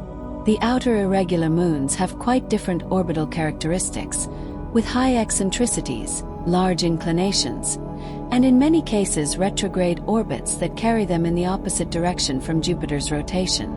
These orbital properties suggest that the irregular moons were captured by Jupiter's gravity at various times in the past, possibly during the early chaotic phase of solar system formation when many bodies were wandering through interplanetary space.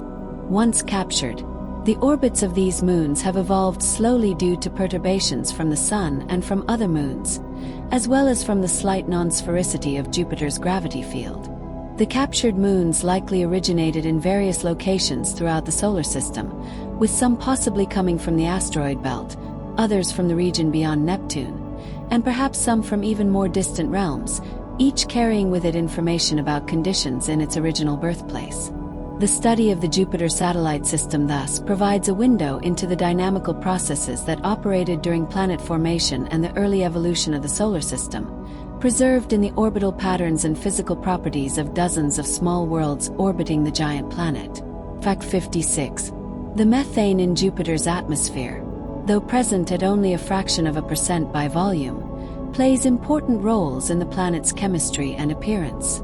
Methane absorbs red light efficiently while reflecting blue and green light, contributing to the subtle color variations visible in different regions of the planet. In the upper atmosphere, ultraviolet light from the sun can break apart methane molecules, releasing carbon and hydrogen atoms that can recombine with other atoms and molecules to form more complex hydrocarbons and organic compounds. These reactions create a thin haze layer in the stratosphere, consisting of tiny particles of complex organic molecules that scatter light and contribute to the appearance of the planet at certain wavelengths. The photochemical processes involving methane occur primarily in the upper atmosphere where sunlight is strong enough to drive chemical reactions, while deeper in the atmosphere, methane remains stable and well mixed with hydrogen and helium. The abundance of methane in Jupiter is higher than would be expected if the planet's composition perfectly matched the Sun's, indicating that Jupiter incorporated additional carbon-rich materials during its formation, possibly in the form of ices that condensed in the cold outer solar system. The vertical distribution of methane has been studied through spectroscopy, revealing how the concentration changes with altitude and providing constraints on atmospheric circulation and mixing processes.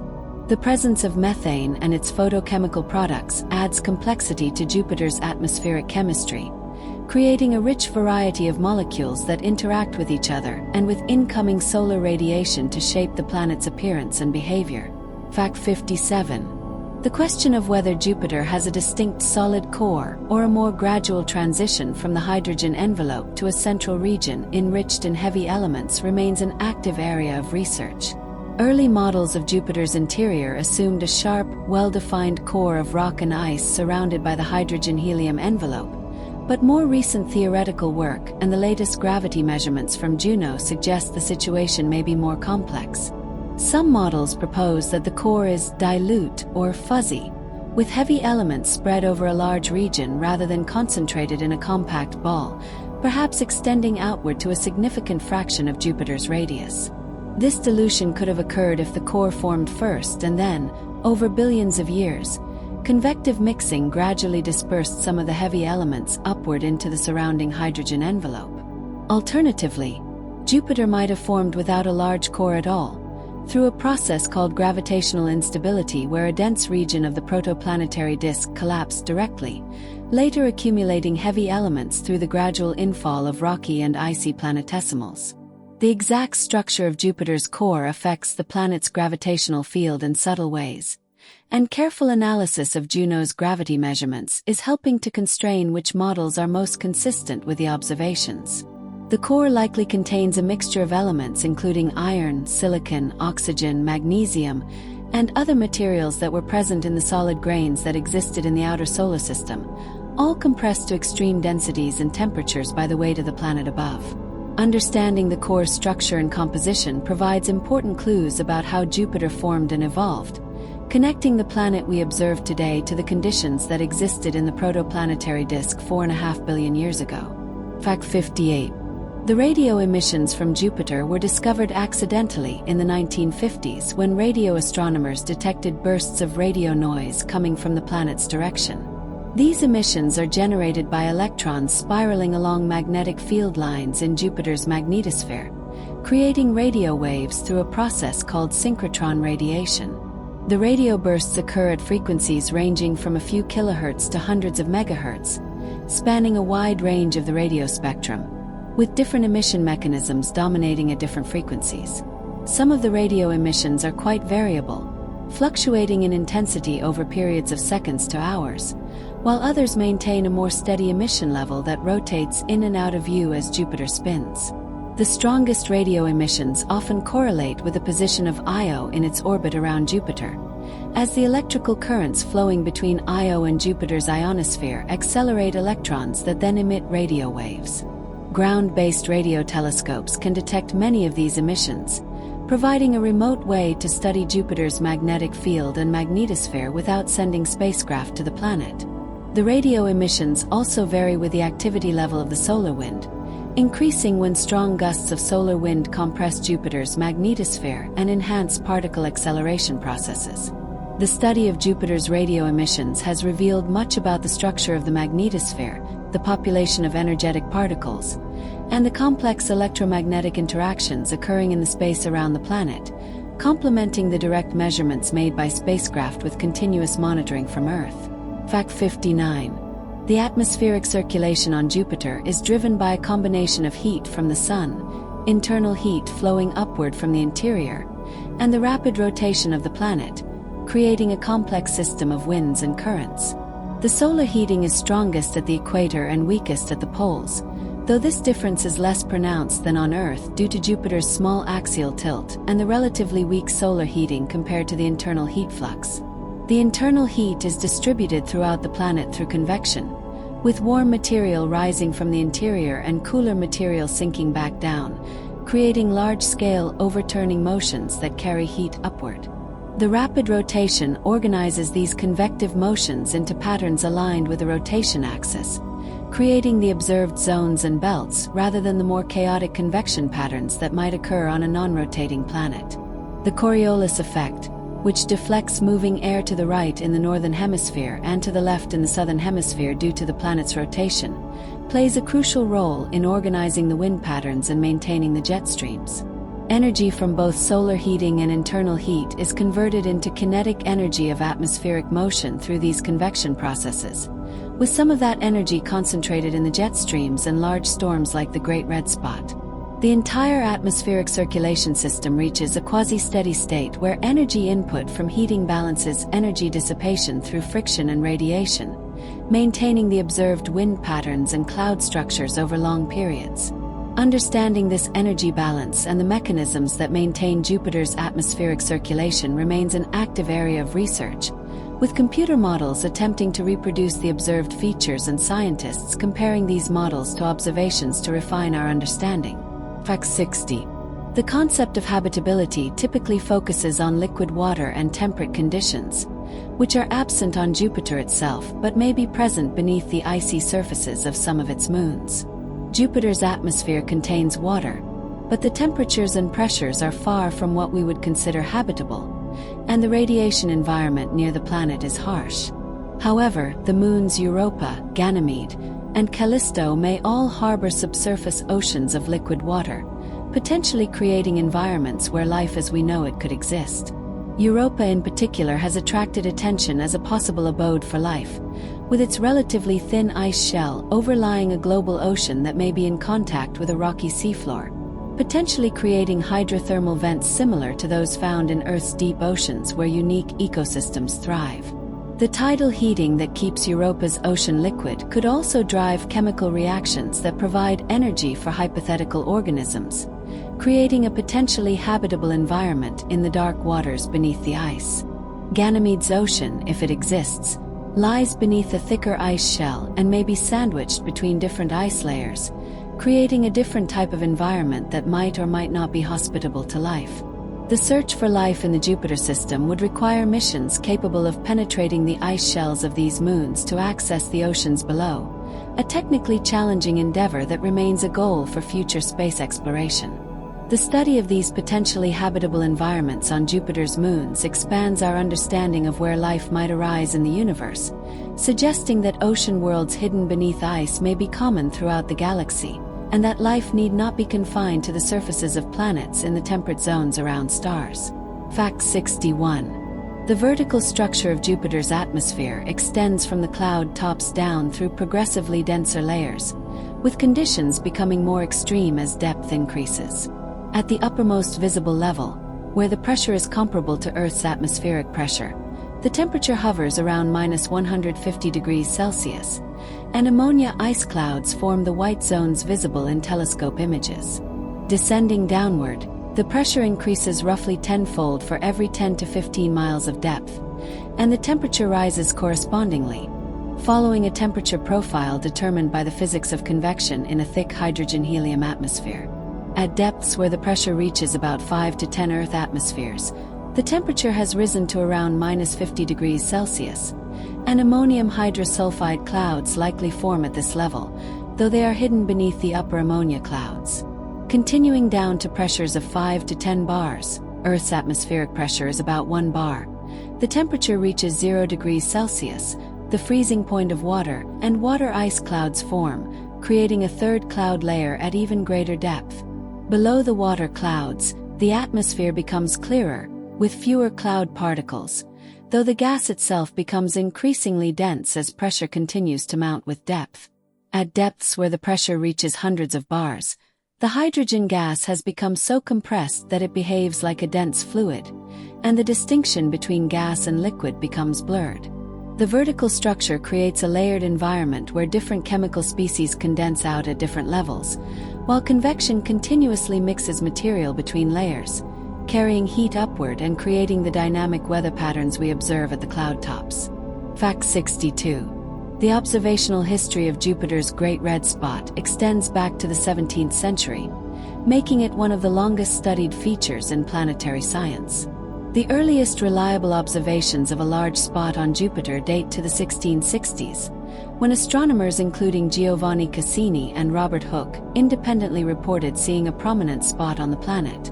Whether these early observations refer to the same feature we see today or to a predecessor spot that eventually dissipated is uncertain, as observations were sporadic and not all telescopic views clearly showed the spot. Continuous records of the Great Red Spot become more reliable starting in the late 19th century, when improved telescopes and systematic observing programs began documenting its appearance and position regularly. Over this period of more than a century and a half, the spot has exhibited slow changes in size, shape, and color, with the most notable trend being a gradual shrinkage in its dimensions. Historical measurements indicate that the spot was much larger in the late 1800s, measuring perhaps 25,000 miles across at its widest point, compared to about 10,000 miles today. The rate of shrinkage appears to have accelerated somewhat in recent decades, though the spot remains a prominent feature and shows no signs of imminent disappearance. The color of the spot has also varied, sometimes appearing quite red or brick-colored, other times fading to a paler salmon pink or cream color, with these variations possibly related to changes in the strength of the spot's circulation or in the supply of colored compounds to its upper atmosphere. The Great Red Spot's longevity makes it a valuable laboratory for studying atmospheric dynamics, as its slow evolution can be tracked and compared to theoretical models, helping scientists understand what allows such features to persist for so long on a fluid planet. Fact 63. The density of Jupiter, averaging about 1.3 grams per cubic centimeter, is intermediate between the very low densities of the outer ice giant planets Uranus and Neptune, around 1.3 grams per cubic centimeter, and the much higher densities of rocky terrestrial planets like Earth, 5.5 grams per cubic centimeter. This relatively low density confirms that Jupiter is composed predominantly of light elements, primarily hydrogen and helium, with only a small fraction of heavier elements contributing to the total mass. The density provides a constraint on models of Jupiter's interior structure, as different distributions of materials within the planet would produce different average densities. A planet composed entirely of hydrogen and helium at the temperatures and pressures found in Jupiter's interior would have a slightly lower density than observed, suggesting that some heavier elements are present, consistent with the presence of a core or of heavy elements mixed throughout the envelope. The density also varies with position within Jupiter, increasing steadily from the outer atmosphere, where the gas is quite rarefied, down through the liquid and metallic hydrogen layers, to the core region, where densities may reach several times that of water. The precise variation of density with depth is difficult to determine from external observations alone, requiring theoretical models based on the physics of hydrogen at high pressures and temperatures, combined with constraints from gravity measurements and other observational data. Understanding Jupiter's density structure helps scientists piece together the planet's formation history, as the distribution of heavy elements provides clues about how and when these materials were incorporated into the growing planet billions of years ago. Fact 64. The equatorial jet stream on Jupiter is one of the fastest and most prominent of the many jets visible in the planet's atmosphere, with wind speeds reaching over 250 miles per hour in some measurements. This jet lies close to the equator and flows in the same direction as Jupiter's rotation, creating an eastward flow that carries clouds and other features rapidly around the planet. The jet is remarkably stable, maintaining consistent speed and position over the decades that it has been observed, suggesting that it is driven by deep processes in the planet's interior rather than by shallow, transient phenomena. The precise mechanism that maintains the equatorial jet is still debated, with some models suggesting it arises from the specific pattern of convection in Jupiter's deep interior, while others emphasize the role of atmospheric waves and turbulence in organizing the flow. The jet forms a narrow band centered near the equator, with winds decreasing in speed both to the north and south, creating strong wind shears at the jet's edges where air moving at different speeds flows side by side. These shear zones are visible as boundaries in the cloud patterns, with different cloud features on either side of the boundary moving at noticeably different rates. The equatorial jet extends vertically through the atmosphere, maintaining its eastward flow from the cloud tops down to depths of perhaps 2,000 miles before fading into the more uniformly rotating interior. The study of the equatorial and other jets provides insights into how energy and momentum are transported through Jupiter's thick atmosphere, revealing the complex interplay between rotation, convection, and turbulence that shapes the planet's appearance. Fact 65. The nomenclature used to describe Jupiter's atmospheric features includes several traditional terms that have been adopted by the planetary science community. Zones refer to the bright light-colored bands where upwelling air creates high-altitude clouds of ammonia ice, while belts describe the darker bands where descending air allows us to see deeper into the atmosphere, revealing warmer, browner hues. The boundaries between zones and belts are marked by jets, or jet streams, narrow bands of fast-moving wind that flow either eastward or westward depending on the latitude. Individual storm systems are described as ovals when they have a roughly elliptical shape, with white ovals, indicating high-pressure anticyclonic systems with bright cloud tops, and red ovals, referring to similar features with reddish coloration. The term festoon describes long, streaky features that drape across the boundary between zones and belts, marking regions of strong shear and turbulent mixing. Hot spots refer to relatively cloud-free regions visible in infrared observations that appear dark because they expose warmer gas from deeper in the atmosphere. Each of these features has its own characteristic appearance and behavior, creating a rich vocabulary for describing the diverse structures visible in Jupiter's clouds. The use of standardized terminology helps scientists communicate observations and compare features across different observations and time periods, building a consistent picture of Jupiter's atmospheric behavior. The naming conventions also reflect the historical development of Jupiter studies, with some terms dating back to early telescopic observations and others introduced more recently as spacecraft observations revealed new types of features. Fact 66. The Cassini spacecraft, though primarily designed to study Saturn, made a close flyby of Jupiter in December 2000 on its way to the ringed planet, providing valuable observations that complemented those from other missions. During the flyby, Cassini captured detailed images of Jupiter's atmosphere, including some of the highest resolution views of the planet obtained up to that time, revealing intricate cloud structures and small-scale features. The spacecraft also studied Jupiter's magnetosphere and its interactions with the solar wind, measuring the properties of particles and fields in the Jovian environment. Cassini's observations were coordinated with those from the Galileo spacecraft, which was still orbiting Jupiter at the time, allowing for simultaneous measurements from two different vantage points that provided a more complete picture of the dynamic magnetosphere. The trajectory of the Cassini flyby was carefully designed to use Jupiter's gravity to accelerate the spacecraft and redirect it toward Saturn, demonstrating the technique of gravity assists that enables ambitious missions to the outer solar system. Cassini's cameras captured images showing Jupiter and its moon Io together, with the volcanic plumes from Io visible against the backdrop of Jupiter's clouds, creating striking visual compositions. The mission also obtained spectroscopic data that provided information about the composition and temperature of Jupiter's atmosphere at various locations, adding to the dataset collected by previous missions. Cassini's Jupiter encounter was brief, lasting only a few weeks, but it provided valuable scientific returns and demonstrated the spacecraft's capabilities before it arrived at Saturn to begin its long-term study of that system. Fact 67. The thermosphere of Jupiter, the uppermost layer of the atmosphere extending from about 600 to 1,000 miles above the cloud tops, exhibits temperatures that are surprisingly high, reaching up to 900 degrees Celsius or more. These high temperatures were unexpected when first measured, as the sun's heating at Jupiter's distance is relatively weak and cannot easily explain such warm conditions. The mystery of the thermosphere's high temperature is thought to be related to the deposition of energy by aurora and by waves propagating upward from the lower atmosphere, though the details of the heating mechanism remain an active area of research. Gravity waves and acoustic waves generated by convection and storms in the lower atmosphere can propagate upward, carrying energy that is eventually deposited in the thermosphere through various dissipation processes.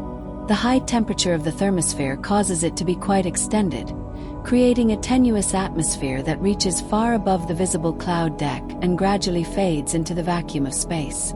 The thermosphere is ionized by solar ultraviolet radiation, creating a layer of charged particles called the ionosphere that can reflect radio waves and interacts with Jupiter's magnetic field. The electron density in the ionosphere varies with local time and solar activity, creating daily variations and long-term changes that affect radio propagation and other electromagnetic phenomena. Despite its high temperature, the thermosphere contains very little mass due to its low density, so it represents only a negligible fraction of Jupiter's total atmospheric mass and plays a minor role in the planet's overall energy budget. Fact 68. The study of exoplanets, planets orbiting stars other than the Sun, has revealed that many of these distant worlds are similar in size and mass to Jupiter, leading astronomers to refer to them as Jupiter-like or gas giant planets. The discovery of these exoplanets has provided new perspectives on Jupiter and has raised questions about whether Jupiter's characteristics are typical or unusual among giant planets. Many exoplanets orbit much closer to their host stars than Jupiter orbits the Sun, creating hot Jupiters with surface temperatures of thousands of degrees, very different from the cold conditions at Jupiter. These hot Jupiters likely formed farther from their stars and migrated inward over time, a process that helps us understand the dynamics of planetary systems and the range of possible outcomes in planet formation. Other exoplanets have been found in orbits similar to Jupiter's, residing in the outer regions of their planetary systems, suggesting that Jupiter-like planets in Jupiter-like orbits may be common. The study of exoplanet atmospheres has revealed diverse compositions and weather patterns, with some showing similarities to Jupiter's banded structure and others displaying very different appearances.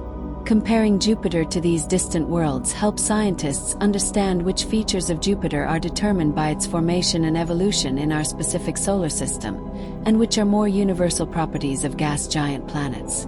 Jupiter thus serves as a benchmark for understanding giant planets throughout the galaxy, providing a detailed case study that informs our interpretation of observations of distant planetary systems. The ongoing study of exoplanets continues to expand our understanding of planetary diversity and places Jupiter in the broader context of planets across the universe. Fact 69. The New Horizons spacecraft, en route to its primary target Pluto, flew past Jupiter in February 2007, using the planet's gravity to accelerate toward the outer solar system. During the flyby, New Horizons conducted observations of Jupiter and its moons, capturing images and data that complemented those from other missions. The spacecraft observed Io's volcanic activity in detail, imaging several active volcanic plumes and mapping the distribution of volcanic features across the Moon's surface. New Horizons also studied Jupiter's faint ring system, obtaining images that helped characterize the ring's structure and the population of small particles within it. The spacecraft's cameras captured views of Jupiter's Little Red Spot, oval Ba, and the Great Red Spot, documenting their appearances and providing data for tracking their evolution over time. Measurements of Jupiter's magnetosphere were made as New Horizons passed through different regions, revealing the dynamic nature of the magnetic environment and the response to changing solar wind conditions. The gravity assist from Jupiter increased New Horizons' velocity significantly, adding the energy needed to reach Pluto in a reasonable time and enabling the first close-up exploration of that distant world. The Jupiter encounter also served as a test of New Horizons' instruments and systems, demonstrating that the spacecraft was operating correctly and ready for the challenges of the long journey ahead. Although brief, the New Horizons Jupiter encounter provided valuable science and showcased the spacecraft's capabilities before it continued on to the Kuiper Belt. Fact 70. The phase angle, the angle between the Sun, Jupiter, and the observer, affects how Jupiter appears from Earth, though the effect is subtle compared to the dramatic phase changes seen on the Moon or Venus. When Earth and Jupiter are aligned with the Sun, at opposition, we see Jupiter's fully illuminated disk, with a subsolar point near the center of the visible hemisphere. As Earth moves along its orbit and the phase angle increases, we begin to see Jupiter from a slightly oblique angle, and a small portion of the disk near one edge falls into shadow, creating a subtle gibbous appearance. The maximum phase angle from Earth is only about 11 degrees, occurring when Jupiter is at quadrature, 90 degrees away from the Sun in the sky, so the phase effect is quite minor compared to inner planets like Venus or Mercury. Spacecraft approaching or departing from Jupiter can observe much larger phase angles, including crescents and full-phase views that reveal features not visible from Earth. The phase angle affects the appearance of Jupiter's clouds by changing the scattering angles of sunlight, with different cloud particles and atmospheric hazes scattering light differently at different angles. Observations at various phase angles thus provide information about the properties of cloud particles and atmospheric aerosols, complementing spectroscopic measurements. The subtle phase variations visible from Earth are sometimes detectable in careful visual observations or precise photometry, adding another dimension to the long-term monitoring of Jupiter's brightness and appearance. Fact 71. The formation and evolution of Jupiter's ring system is tied to the small inner moons that orbit close to the planet, with particles continuously being knocked off these moons by micrometeoroid impacts. Each impact, though tiny, ejects a spray of dust particles that enter orbit around Jupiter, gradually spreading out to form the faint rings we observe.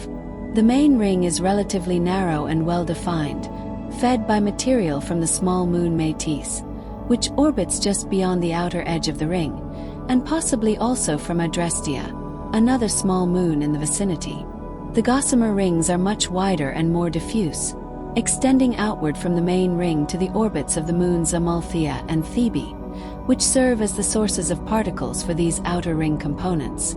The ring particles are quite small, mostly in the micrometer size range, and they gradually spiral inward toward Jupiter over time due to various forces including drag from Jupiter's magnetic field and radiation pressure from sunlight. The lifetime of individual ring particles is relatively short, perhaps thousands to tens of thousands of years, meaning that the rings must be continuously replenished by new material from the moons to maintain their appearance. Without this constant resupply, the rings would fade away over time as particles are lost through various processes. The rings are so faint that they were not discovered until the Voyager spacecraft photographed them during their flybys, and they remain difficult to observe from Earth, requiring precise pointing and long exposure times to detect. The study of Jupiter's rings provides insights into the processes that create and maintain ring systems around planets, complementing the much more extensive studies of Saturn's spectacular rings. Fact 72. The obliquity of Jupiter, the tilt of its rotation axis relative to its orbital plane, is only 3.1 degrees, making Jupiter one of the least tilted planets in the solar system. This minimal tilt means that the Sun's path across Jupiter's sky remains nearly constant throughout the planet's year, never straying far from the equator and never reaching high latitudes toward the poles. The small obliquity results in minimal seasonal variations in sunlight distribution, with the poles receiving somewhat less sunlight than the equator year-round, but with no dramatic seasonal changes like those experienced on Earth. The lack of seasons simplifies the interpretation of Jupiter's atmospheric behavior, as observations at different times of the Jovian year can be compared without needing to account for changing solar heating patterns. The obliquity has remained stable over billions of years, maintained by Jupiter's rapid rotation and large mass, which resist perturbations from gravitational interactions with other planets. Theoretical studies suggest that Jupiter's obliquity may have been influenced by interactions with its moons or with the protoplanetary disk during the planet's formation, though the details of how the current tilt was established remain somewhat uncertain. The stable, nearly upright orientation of Jupiter's rotation axis contrasts with planets like Uranus, which is tilted on its side, and demonstrates how the obliquity of a planet can vary widely depending on the specific history of impacts and interactions during its formation. The measurement of Jupiter's obliquity is made by observing how the positions of its moons, which orbit in the planet's equatorial plane, project against the background stars, providing a way to determine the orientation of the rotation axis in space. Fact 73. The concept of Jupiter's year, the time it takes to complete one orbit around the Sun, is approximately 11.86 Earth years, meaning that a year on Jupiter is nearly 12 times longer than an Earth year. During this time, Jupiter travels a vast distance of nearly 3 billion miles along its orbital path, moving at a steady pace through the zodiac constellations as viewed from Earth. The length of Jupiter's year influenced ancient timekeeping and astrological systems, with the planet's position in the sky serving as a marker for cycles spanning roughly 12 years. Each Jupiter year consists of about 10,475 Jovian days, where one day is defined by Jupiter's rotation period of just under 10 hours, creating a year that contains more than 10,000 days from Jupiter's perspective. The slow progression of Jupiter through its orbit means that the planet's distance from the Sun changes gradually, with a variation from perihelion to aphelion occurring over a period of about 6 Earth years in each direction. The stability of Jupiter's orbit over geological timescales has been important for the long-term stability of the entire solar system, as Jupiter's massive gravitational influence helps to maintain the orbital configurations of the other planets. Perturbations to Jupiter's orbit from the other planets are quite small, creating only minor variations in the orbital period and path that are detectable only through precise astronomical measurements spanning many decades. The concept of a Jupiter year provides a natural timescale for discussing the planet's evolution, with processes like atmospheric changes or orbital dynamics often measured in units of Jovian years to reflect the planet's own natural rhythm. Fact 74. The escape velocity from Jupiter's surface, defined as the altitude where atmospheric pressure equals 1 bar, is approximately 37 miles per second, which is far higher than Earth's escape velocity of about 7 miles per second. This high escape velocity reflects Jupiter's massive gravitational pull and is one of the reasons Jupiter has been able to retain its thick atmosphere of hydrogen and helium over billions of years. Even the lightest atoms, hydrogen, which can easily escape from smaller bodies like Earth's moon, are firmly bound to Jupiter and cannot reach escape velocity through thermal motion alone. The high escape velocity also means that any spacecraft departing from Jupiter's vicinity must achieve very high speeds to escape the planet's gravitational influence, requiring powerful rocket engines or carefully designed gravity-assist trajectories. Conversely, objects falling toward Jupiter from interplanetary space are accelerated to very high speeds as they approach, reaching velocities of tens of miles per second by the time they impact the upper atmosphere. The fragments of comet Shoemaker-Levy 9, for example, struck Jupiter's atmosphere at speeds exceeding 37 miles per second, releasing enormous amounts of energy and creating the dramatic impact features observed in 1994. The concept of escape velocity also applies to the Galilean moons, each of which has its own escape velocity determined by its mass and size, with Ganymede having an escape velocity of about 1.7 miles per second, far less than Jupiter but still sufficient to retain a thin atmosphere. Understanding escape velocities is crucial for planning space missions, as it determines the energy requirements for launching spacecraft from one body to another and influences the design of mission trajectories throughout the solar system. Fact 75. The color palette of Jupiter spans a range of subtle hues from cream and white through tan, light brown, soft orange, and occasional hints of salmon pink or brick red, creating an overall appearance that is gentle rather than garish. The exact shades visible at any given time depend on the specific chemical compounds present, the altitude and density of the clouds, the angle of sunlight, and the wavelength of light used for observation. The white zones derive their color from bright ammonia ice clouds that efficiently scatter sunlight, appearing much like high-altitude ice clouds in Earth's atmosphere. The darker belts reveal deeper atmospheric layers where other chemical compounds may contribute to the coloration, with possible candidates including sulfur compounds, organic molecules created by photochemistry, or phosphorus-bearing minerals. The reddish hues seen in the Great Red Spot and some other features may arise from complex organic molecules called chromophores, which absorb certain wavelengths of light and reflect others, creating the distinctive coloring.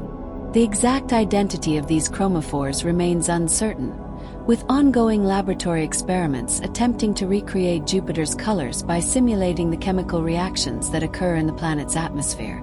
The colors can change over time as atmospheric dynamics redistribute materials and as chemical reactions proceed, creating subtle shifts in the planet's appearance that are tracked by long-term observing programs. The overall aesthetic of Jupiter's appearance is one of soft pastels and muted tones, creating a pleasing visual impression that has inspired artists and captivated observers for centuries, evoking a sense of tranquility despite the vigorous atmospheric motions occurring beneath the cloud tops. Fact 76. The study of wave phenomena on Jupiter includes various types of atmospheric waves that propagate through the planet's atmosphere, transporting energy and momentum over large distances. Gravity waves, which are oscillations in the atmosphere driven by buoyancy forces, can be generated by convective storms and by flow over topographic features, Though Jupiter lacks solid topography, variations in cloud density can play a similar role. These waves propagate both horizontally and vertically, carrying energy from regions where they are generated to other parts of the atmosphere where they eventually break or dissipate, depositing their energy and influencing atmospheric circulation.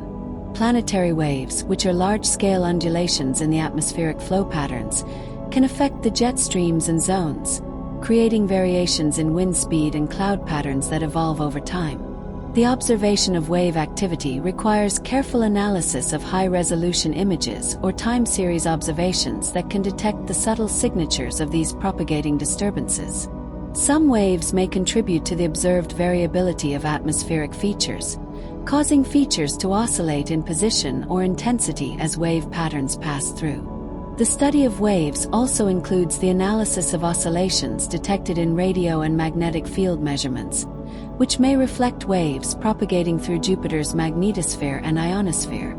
Understanding wave phenomena helps scientists build complete models of Jupiter's atmospheric dynamics, revealing how energy and momentum are transported through the atmosphere and how different regions of the planet are coupled together through these propagating disturbances.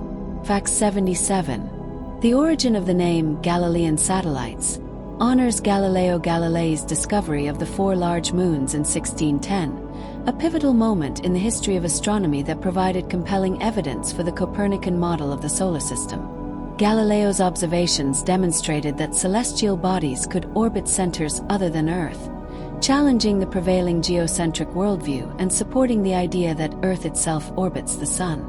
The discovery was made possible by Galileo's use of a telescope, one of the first scientific applications of this newly invented instrument, marking the beginning of telescopic astronomy. Galileo initially referred to the moons as the Medicean stars, in honor of his patron, Cosimo II de' Medici, but this name did not persist, and they came to be known instead by their mythological names and collectively as the Galilean satellites. The importance of the discovery extended beyond astronomy, influencing philosophy and theology by demonstrating that the heavens were not immutable but subject to exploration and discovery through observation and reason. The Galilean satellites continue to be among the most studied objects in the solar system, with multiple spacecraft missions dedicated to exploring them in detail and searching for signs of subsurface oceans and possibly even life.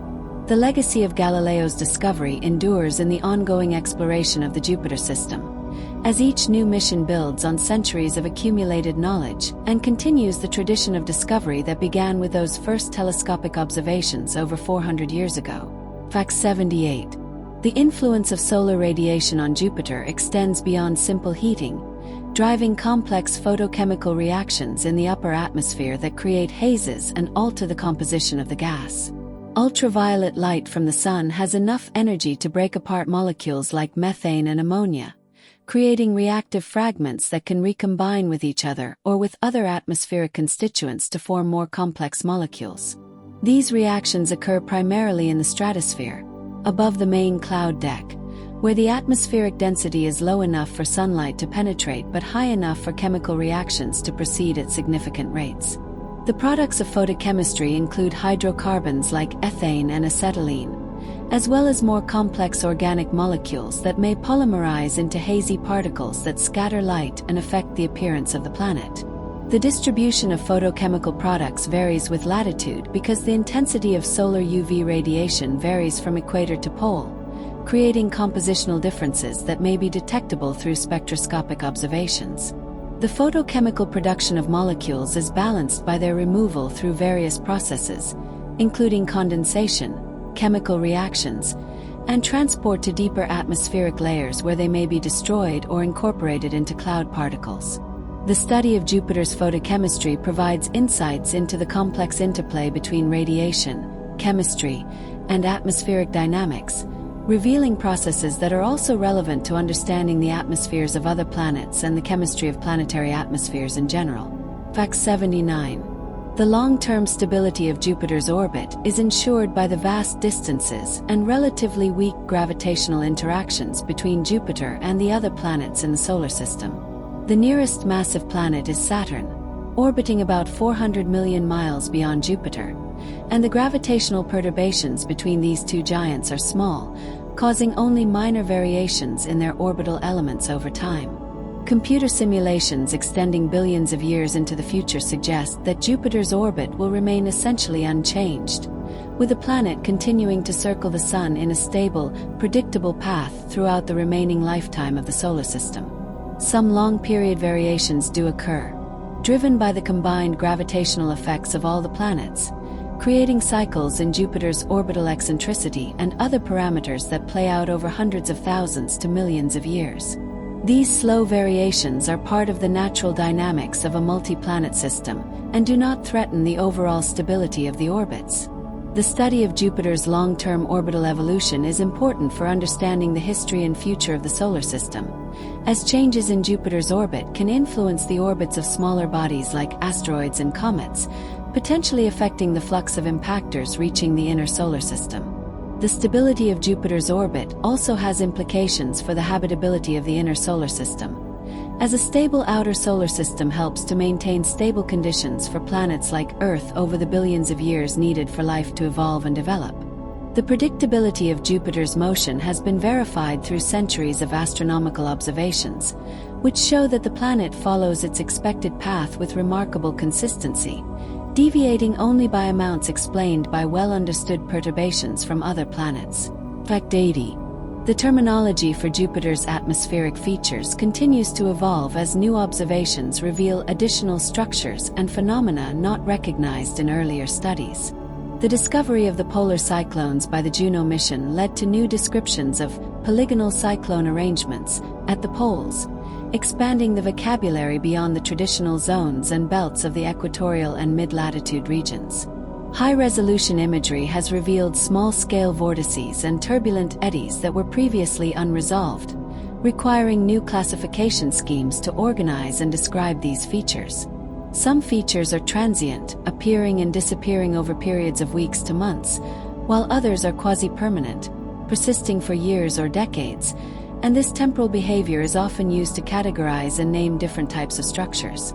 The scientific literature on Jupiter includes detailed catalogs of atmospheric features, tracking their evolution over time and providing a historical record that extends back over a century for the most prominent features.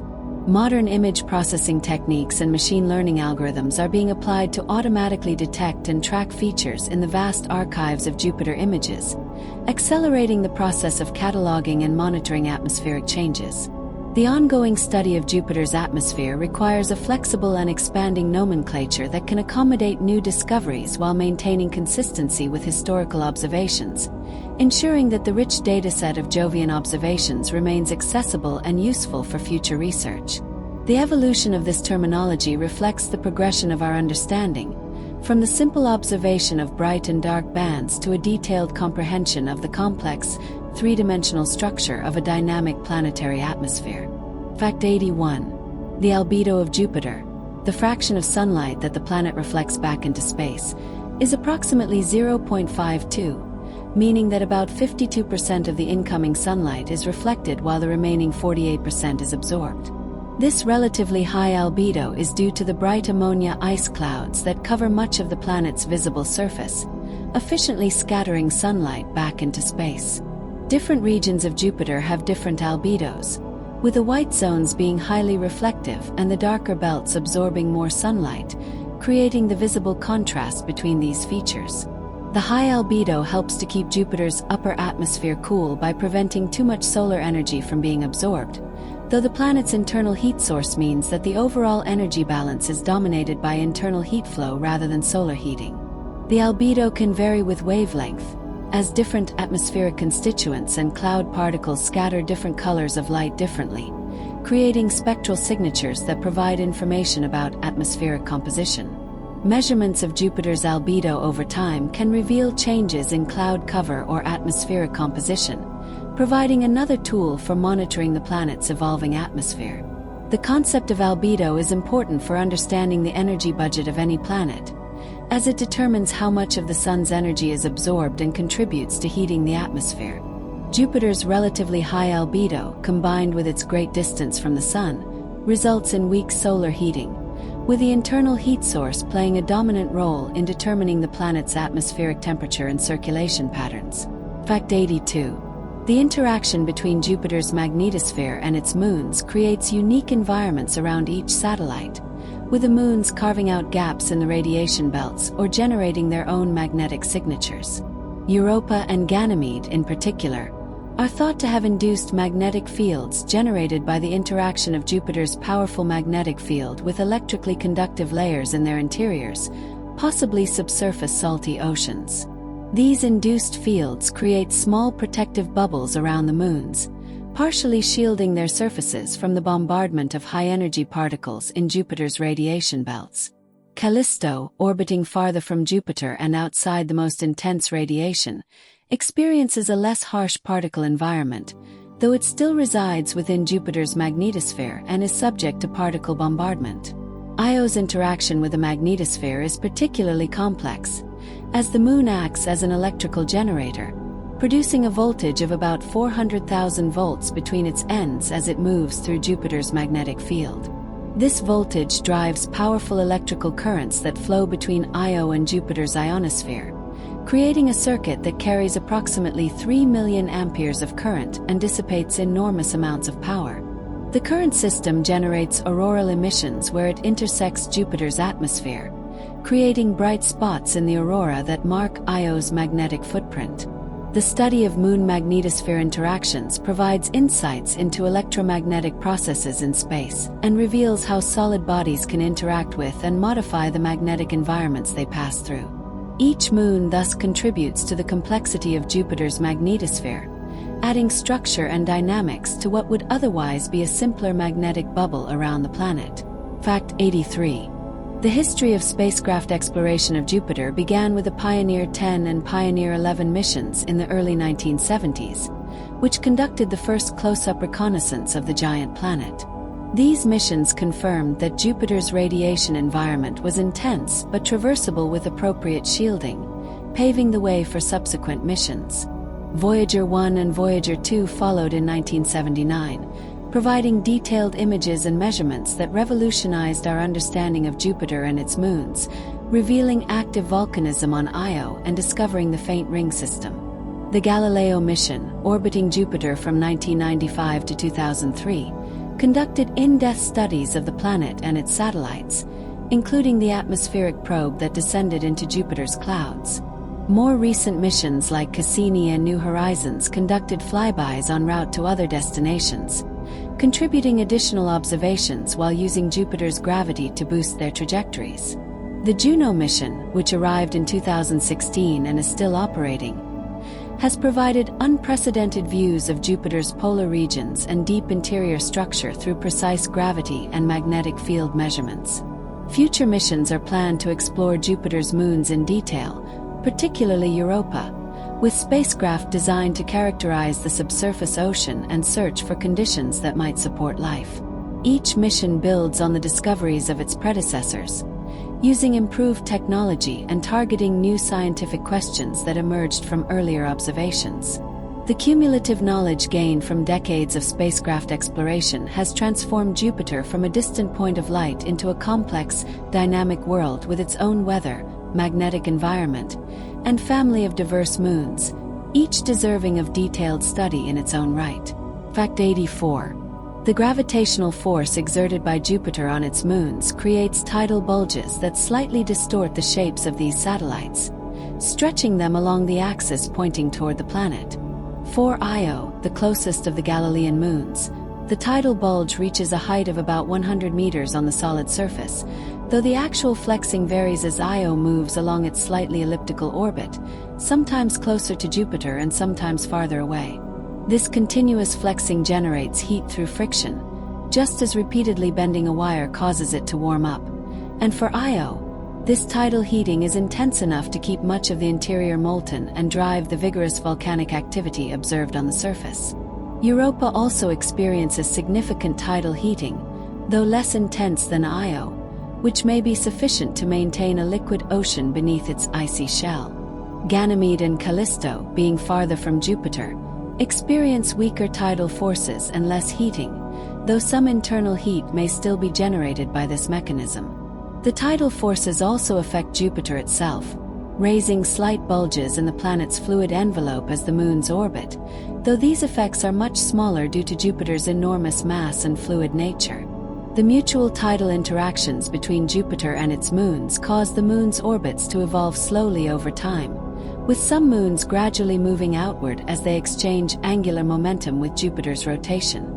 The study of tidal processes in the Jupiter system provides insights into the complex gravitational interactions that occur in many astrophysical systems, from binary stars to exoplanet systems, revealing universal principles of celestial mechanics that apply far beyond our solar system. Fact 85. The brightness of Jupiter varies over time due to several factors, including the changing distance between Earth and Jupiter, the phase angle at which we view the planet, and intrinsic changes in Jupiter's atmospheric reflectivity. At opposition, when Jupiter is closest to Earth and fully illuminated by the Sun, the planet reaches its maximum brightness, shining at a magnitude of about -2.9, which makes it one of the brightest objects in the night sky, easily visible even from light-polluted urban areas. As Earth and Jupiter move along their orbits and the distance between them increases, Jupiter's apparent brightness decreases, fading to about magnitude -1.6 at quadrature when the distance has increased, and a small phase effect reduces the illuminated area visible from Earth. The intrinsic reflectivity of Jupiter can also vary slightly as cloud patterns evolve and different features rotate into view, creating small fluctuations in brightness over timescales of hours to days. Long-term monitoring of Jupiter's brightness over many years has not revealed significant secular trends, suggesting that the planet's overall albedo and atmospheric properties remain relatively stable over human timescales. Precise measurements of Jupiter's brightness at different wavelengths provide information about the planet's energy balance and atmospheric composition, complementing other observational techniques. The brightness variations also need to be accounted for when calibrating astronomical instruments or when using Jupiter as a standard reference for brightness measurements. The predictability of Jupiter's brightness makes it a valuable target for amateur astronomers, who can easily locate and observe the planet during its visible periods using even small telescopes or binoculars, contributing to the centuries-long tradition of public engagement with planetary astronomy. Fact 86. The rotation axis of Jupiter is nearly perpendicular to its orbital plane, with only a 3.1-degree tilt creating a minimal obliquity that results in very little seasonal variation. This orientation means that the Sun always appears close to the equator as viewed from Jupiter's surface, rising and setting along nearly the same path throughout the Jovian year. The lack of seasonal variation simplifies the analysis of Jupiter's atmospheric behavior, as there is no need to separate seasonal effects from other sources of variability when interpreting observations. The stable orientation of the rotation axis has persisted throughout Jupiter's history, maintained by the planet's rapid rotation and large moment of inertia, which resist torques that might otherwise cause the axis to precess or wobble. The measurement of Jupiter's rotation axis orientation is accomplished by tracking the positions of Jupiter's moons, which orbit in the planet's equatorial plane, and comparing these positions to background stars to determine the orientation in space. The slight tilt that does exist may have been established during Jupiter's formation, possibly influenced by the distribution of material in the protoplanetary disk or by the gravitational effects of the other forming planets. The study of planetary obliquities provides insights into the formation and dynamical history of planets, revealing the impacts, interactions, and gravitational tugs that shaped each planet's current orientation.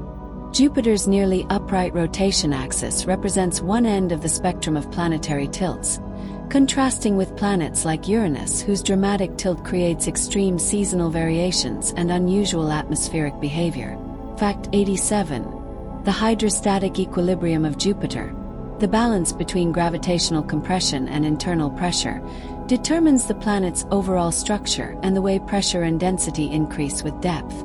Near the surface, the pressure is low and the atmosphere is tenuous, but as you descend, the weight of the overlying material creates increasing pressure that compresses the gas to higher densities.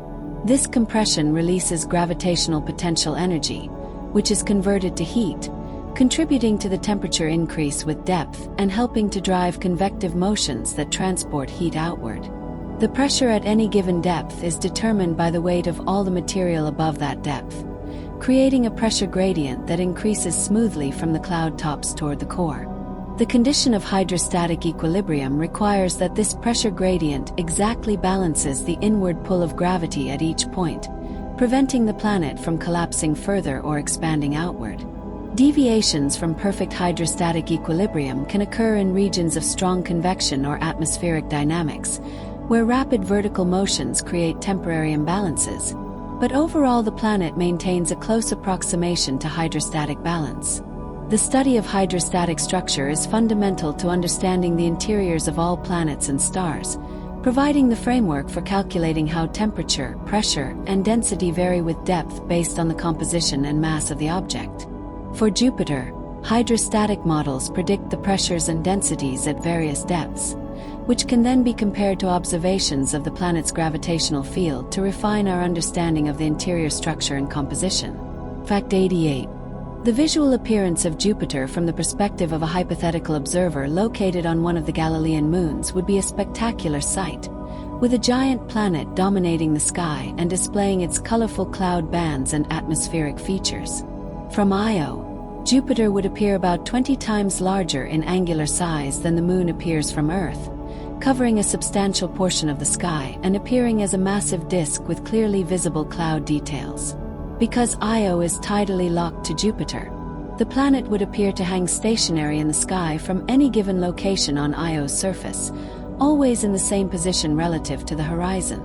From Europa, Jupiter would appear somewhat smaller but still very large, about 11 times the angular size of our Moon, creating an impressive and constant presence in the sky. On Ganymede, Jupiter's apparent size would be about 7 times that of our Moon, while from distant Callisto, the planet would appear about 3 times larger than the Moon appears from Earth, still quite substantial but noticeably smaller than from the inner moons. The phases of Jupiter as seen from these moons would vary as the moons orbit the planet, with a subsolar point moving across Jupiter's disk and creating different illumination patterns, though the overall appearance would remain dominated by the planet's reflective cloud tops. During Jupiter eclipses, when a moon passes into Jupiter's shadow, the sky would darken dramatically, with the sun blocked by the massive planet, though the faint glow of starlight and possibly auroral glows from Jupiter might provide some illumination. The view of Jupiter from its moons would offer a unique perspective on the planet's atmospheric features, allowing observers to watch the great red spot rotate across the disk and to witness the constant motion of the cloud bands and smaller storms, all set against the backdrop of the planet's enormous bulk suspended in the sky. Fact 89. The study of Jupiter's atmospheric dynamics involves analyzing motions on multiple scales, from global circulation patterns down to individual cloud features and turbulent eddies. Large-scale circulations include the jets that organize the zones and belts, as well as planet-wide overturning motions driven by convection and the transport of heat from the interior. Intermediate scale features include the various oval storms, vortices, and wave patterns that populate different latitude bands, each with characteristic sizes ranging from hundreds to thousands of miles. Small-scale features visible in high-resolution images reveal turbulence and mixing processes operating at the limits of observational resolution, hinting at even smaller-scale motions that exist but cannot yet be directly observed. The interactions between these different scales are complex, with energy and momentum being transferred up and down the scale hierarchy through various processes including vortex mergers, turbulent cascades, and wave-mean flow interactions. Computer models of Jupiter's atmosphere attempt to simulate these multi-scale dynamics, though capturing the full range of motions from global circulation down to small eddies remains computationally challenging. Observations from spacecraft and ground-based telescopes provide snapshots of the atmospheric state at various scales, which can be used to test and refine these models, improving our understanding of how the different components of the circulation fit together. The study of atmospheric dynamics on Jupiter also informs our understanding of atmospheric physics more generally, as Jupiter's atmosphere provides an example of how rotation, stratification, convection, and other fundamental processes interact in a regime quite different from Earth's atmosphere, expanding our knowledge of the range of possible atmospheric behaviors. Fact 90. The concept of Jupiter as a miniature solar system, arises from the planet's large family of moons arranged in regular orbits, reminiscent of planets orbiting the Sun. The Galilean satellites in particular follow nearly circular orbits in Jupiter's equatorial plane, much like the planet's orbit in the Sun's equatorial plane, creating a scaled-down version of a planetary system. The regular spacing of the Galilean moons and their orbital resonances further reinforce this analogy, as these features are also seen in the distribution of planets around the Sun and other stars. However, important differences exist. The moons orbit much more quickly than planets, with orbital periods measured in days rather than years. The central body, Jupiter, is not a star and does not generate energy through fusion, and the entire system is embedded within the Sun's gravitational influence rather than being isolated in interstellar space. Despite these differences, the Jupiter system serves as a valuable laboratory for studying gravitational dynamics, tidal interactions, and the formation and evolution of satellite systems. The discovery of exoplanetary systems, planets orbiting other stars, has expanded our understanding of planetary architecture, revealing a wide variety of system configurations, some resembling our solar system and others quite different. Jupiter's satellite system provides a local example of how a massive central body organizes the orbits and properties of smaller bodies around it, offering insights that can be applied to understanding both our solar system and planetary systems around other stars. The ongoing exploration of Jupiter and its moons continues to reveal the complex interplay of gravitational forces, tidal interactions, and magnetic fields that shape this miniature system, providing a testing ground for theories of celestial mechanics and planetary science. Fact 91. The contribution of Jupiter to the total angular momentum of the solar system is substantial, with the planet accounting for about 60% of the total angular momentum of all the planets combined. Angular momentum is a measure of the amount of rotational motion in a system, determined by the mass, size, and rotation rate of an object, as well as its orbital motion around another body. Jupiter's large mass and rapid rotation both contribute to its angular momentum, as does its orbital motion around the Sun at a considerable distance from the solar system's center. The conservation of angular momentum is a fundamental principle in physics, stating that the total angular momentum of an isolated system remains constant unless external torques act on it. In the early solar system, angular momentum in the protoplanetary disk played a crucial role in determining how material collapsed to form the Sun and planets, with a distribution of angular momentum influencing the final architecture of the planetary system. Jupiter's dominant contribution to planetary angular momentum reflects its formation in the outer solar system, where the disk had more angular momentum per unit mass, allowing the forming planet to acquire a large orbital angular momentum. The rapid rotation of Jupiter also stores significant angular momentum in the planet's spin, adding to its total.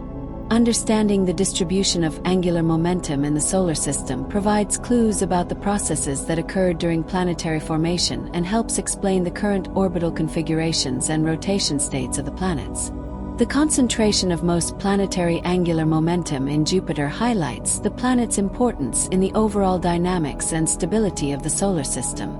Fact 92. The effective temperature of Jupiter, the temperature it would have if it were a perfect blackbody radiating the total energy it emits into space, is approximately 124 Kelvin, which is equivalent to about -149 degrees Celsius.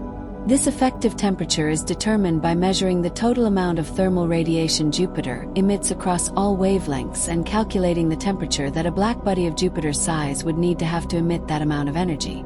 The effective temperature is higher than the temperature Jupiter would have if it were heated only by sunlight, confirming that the planet has an internal heat source that contributes additional energy to the emitted radiation.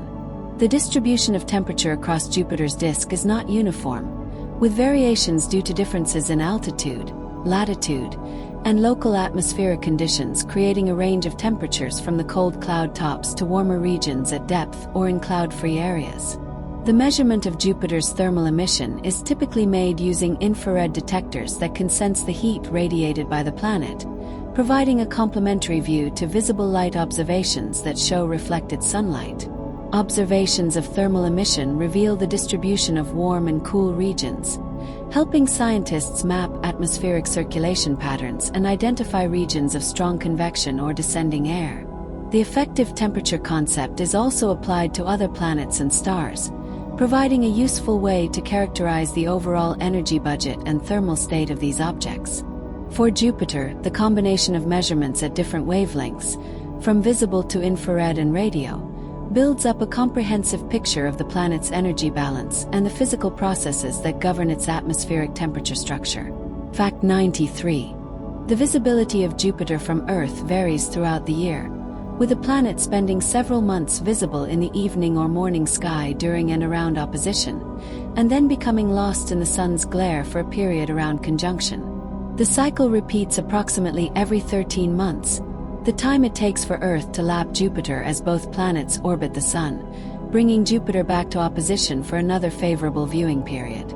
During the weeks and months surrounding opposition, Jupiter rises around sunset and remains visible throughout much of the night, providing optimal conditions for observation and allowing both amateur and professional astronomers to track the planet's changing atmospheric features.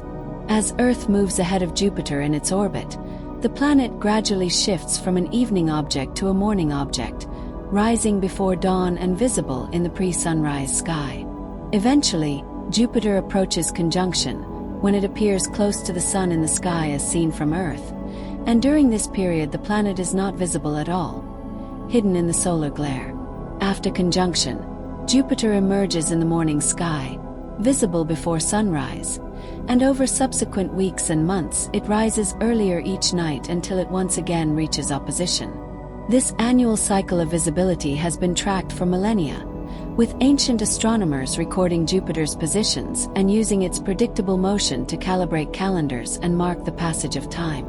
The varying visibility also affects the quality and quantity of observations, with professional monitoring programs intensifying during favorable oppositions and easing during periods when Jupiter is less well placed for observation, creating an annual rhythm to the study of the giant planet.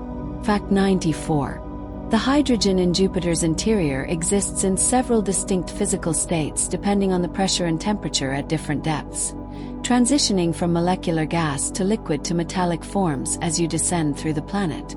In the outermost layers, hydrogen molecules, H2, behave as a gas, forming the atmosphere that we observe and study through remote sensing. As pressure increases with depth, the gas becomes so compressed that it transitions to a liquid state, though this occurs gradually without a sharp boundary, creating a smooth continuum from gas to liquid.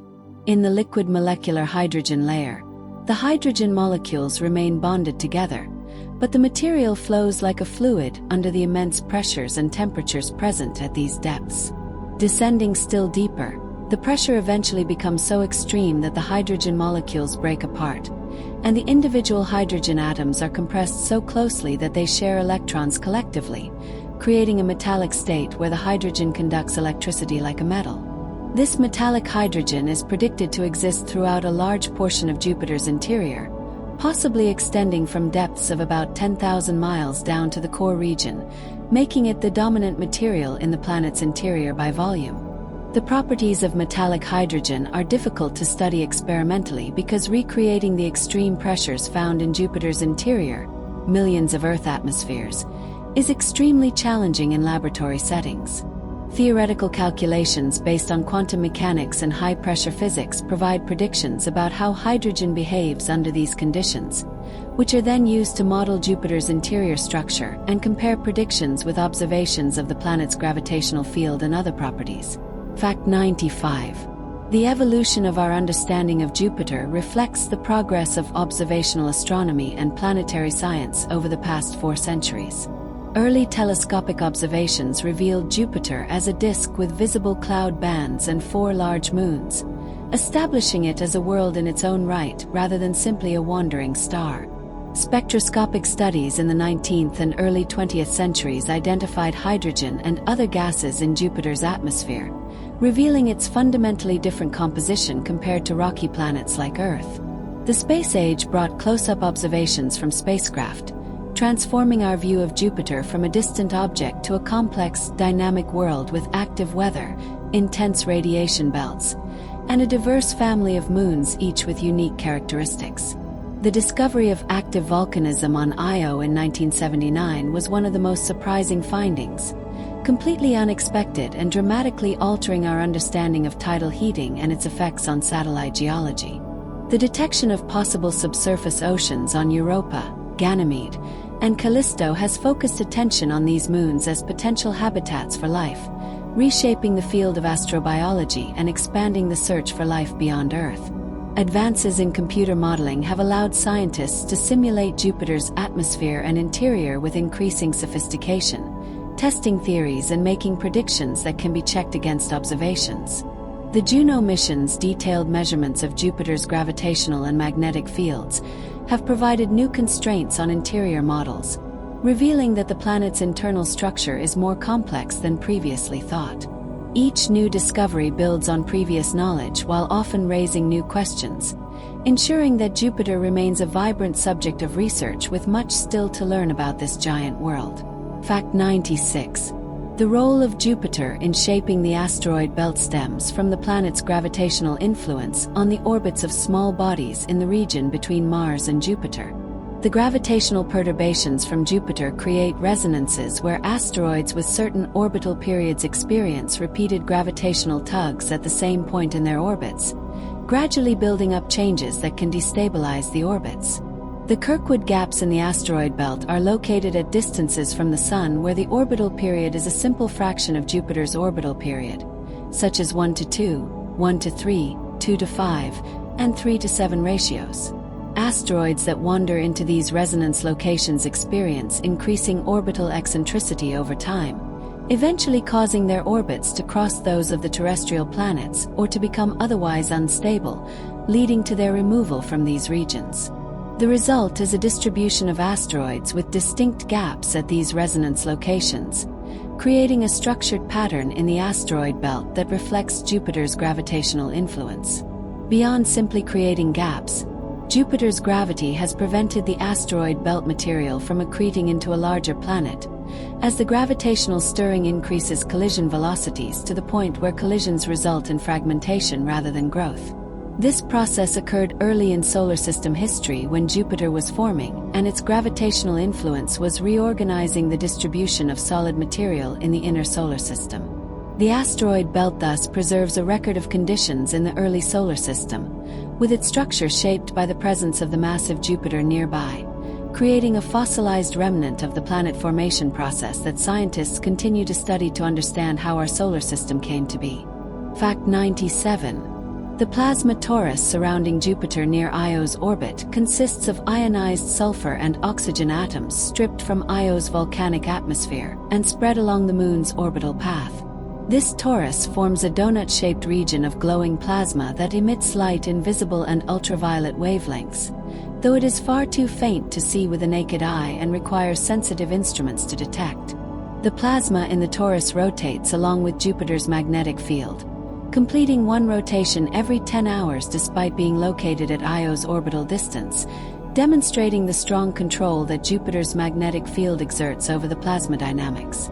The particles in the torus gradually drift inward and outward, spreading throughout Jupiter's magnetosphere over time and contributing to the radiation belts and other magnetospheric structures. The torus is continuously replenished by material from Io, with a volcanic moon ejecting roughly 1 ton of material per second into space through its volcanic plumes and atmospheric sputtering. This makes Io the dominant source of plasma in Jupiter's magnetosphere, far exceeding any contribution from the solar wind or other moons. The study of the plasma torus provides insights into plasma physics and magnetospheric processes, revealing how material from a solid body can be incorporated into a planetary magnetic environment and how that material is subsequently transported and energized. The torus also represents a significant energy sink for Jupiter's magnetosphere, as the magnetic field expends energy to carry the heavy plasma around at high speeds, gradually slowing Jupiter's rotation by an imperceptible amount over billions of years. Fact 98. The exploration of Jupiter by robotic spacecraft represents some of the most ambitious and technologically challenging missions in the history of space exploration. The long travel times to Jupiter, typically requiring at least 5 years for a direct trajectory or about 2 years when using gravity assists, demand robust and reliable spacecraft systems that can operate far from Earth with minimal human intervention. The intense radiation environment near Jupiter poses serious challenges for spacecraft electronics, requiring careful shielding and radiation-hardened components to prevent damage to critical systems. The Galileo spacecraft faced additional challenges when its main antenna failed to deploy properly, forcing mission controllers to rely on a much slower backup antenna and creatively managing data transmission to maximize the scientific return despite this limitation. The Juno mission's highly elliptical polar orbit was specifically designed to minimize time spent in the most intense radiation regions, with each close approach lasting only a few hours before the spacecraft retreats to safer distances.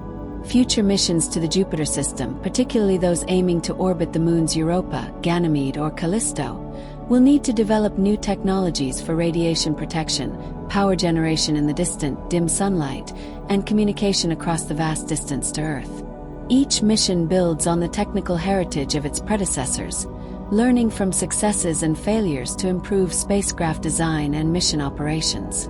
The scientific knowledge gained from Jupiter exploration has been hard-won, reflecting the dedication and ingenuity of thousands of scientists, engineers, and mission operators who have contributed to these remarkable endeavors over the past half-century. Fact 99. The changing seasons on Jupiter, though minimal due to the planet's small axial tilt, do create subtle variations in solar heating that may influence atmospheric behavior in ways that are still being investigated. The 3.1-degree obliquity means that each hemisphere experiences slightly different solar illumination over the course of Jupiter's year, with the Sun moving a few degrees north and south of the equator as the planet orbits. These variations are far less dramatic than the seasonal changes on Earth, but they could potentially affect atmospheric temperature distributions, cloud formation, or circulation patterns in subtle ways that accumulate over the multi-year Jovian seasonal cycle. Detecting such seasonal effects requires long-term monitoring spanning multiple Jovian years, allowing scientists to separate seasonal variations from other sources of atmospheric variability. Some studies have suggested possible correlations between the appearance of certain atmospheric features and the Jovian season, though establishing causation is challenging given the many other factors that influence atmospheric dynamics.